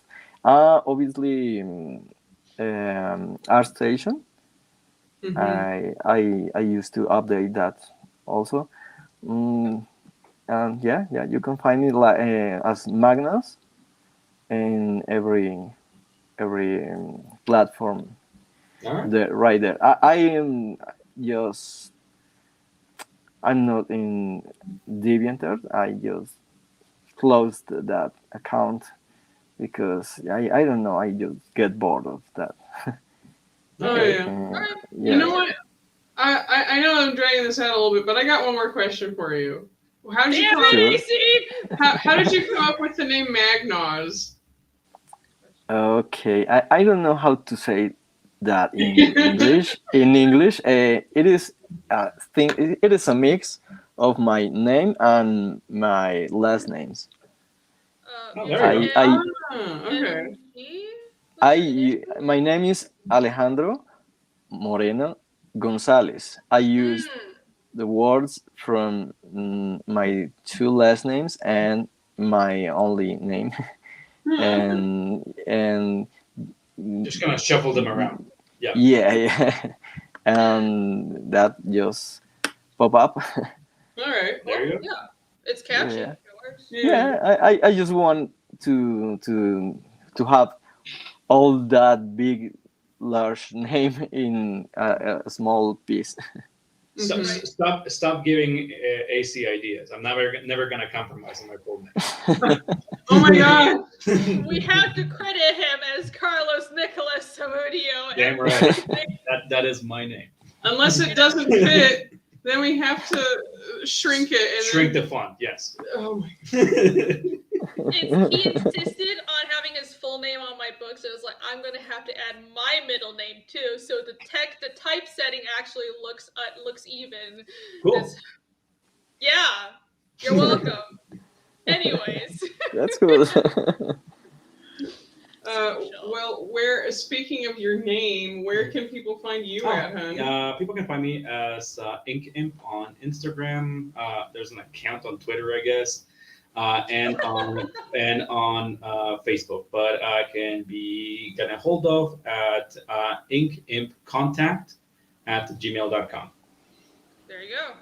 And you can find me by searching for my name, AC Zamudio, on Twitter and Instagram. All right, I'm trying to post your Twitters. I didn't actually. I'm a terrible friend. I didn't have that ready. Damn it! Or you can. I mean, you can tweet at them, or you can just like ask me. You know, like I would say. Because I'm on Twitter way too much. All right, you can. Here you go. Links are in the chat for everybody. Thank you. Yeah, no problem. You can find me at Rini Draws everywhere. Instagram, Twitter. I also have an art station that I need to update. It's shit, don't look at it, never mind. And I do have a website, also it's shit, don't look at it. Look at my comic, Fiendish on Indiegogo, and fiendishcomic.com. That's where all the good stuff is. I also have a Patreon where I keep on forgetting to mention it, but it's in the description. I post behind the scenes stuff for my work on Fiendish, and that's where I posted the inks that I'm working on for Chapter 2. So if you are a Patreon member, you would already know what the Chapter 2 cover looks like. You would be able to see the ink. So don't you want to become a patron? It's easy. It's just $1 every month. Buy me a coffee. You're great. I love you.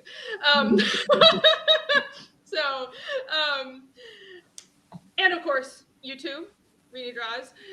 Subscribe and like the video. I am not monetized yet, but every subscription helps, and every comment also helps the algorithm. It helps boost what we're doing here. And once again, stream every Wednesday. Join us next Wednesday for another HELLION art show. I'm going to have another guest. And next Wednesday, it's not a drawstring, another indie comic, and 8 p.m. EST. As always, come join us. And yeah. Thank you all. And Pathfinder streams. We don't know when our next stream will be yet, but either it'll be like the last weekend after like the 26th, or it'll be the first weekend of New Year's. So I'll keep everyone updated on that on Twitter. Yeah? Yeah. All right. Thanks for joining, everybody. And thanks for joining us, Alejo. That was great. Thank you so much for having me here. I'm glad you're liking my work, and thanks for all these nice words you said. Of course. Thank you for sharing your awesome art with the world and for being here out of your busy schedule. Yeah. All right. Thanks, chat. And, yes, thanks, chat. And thank my you so co-host, my lovely co-host, for being here. I'll see you all next week. Yeah. Have Bye, a good everybody. night, everyone. Bye. Bye. Bye. Bye.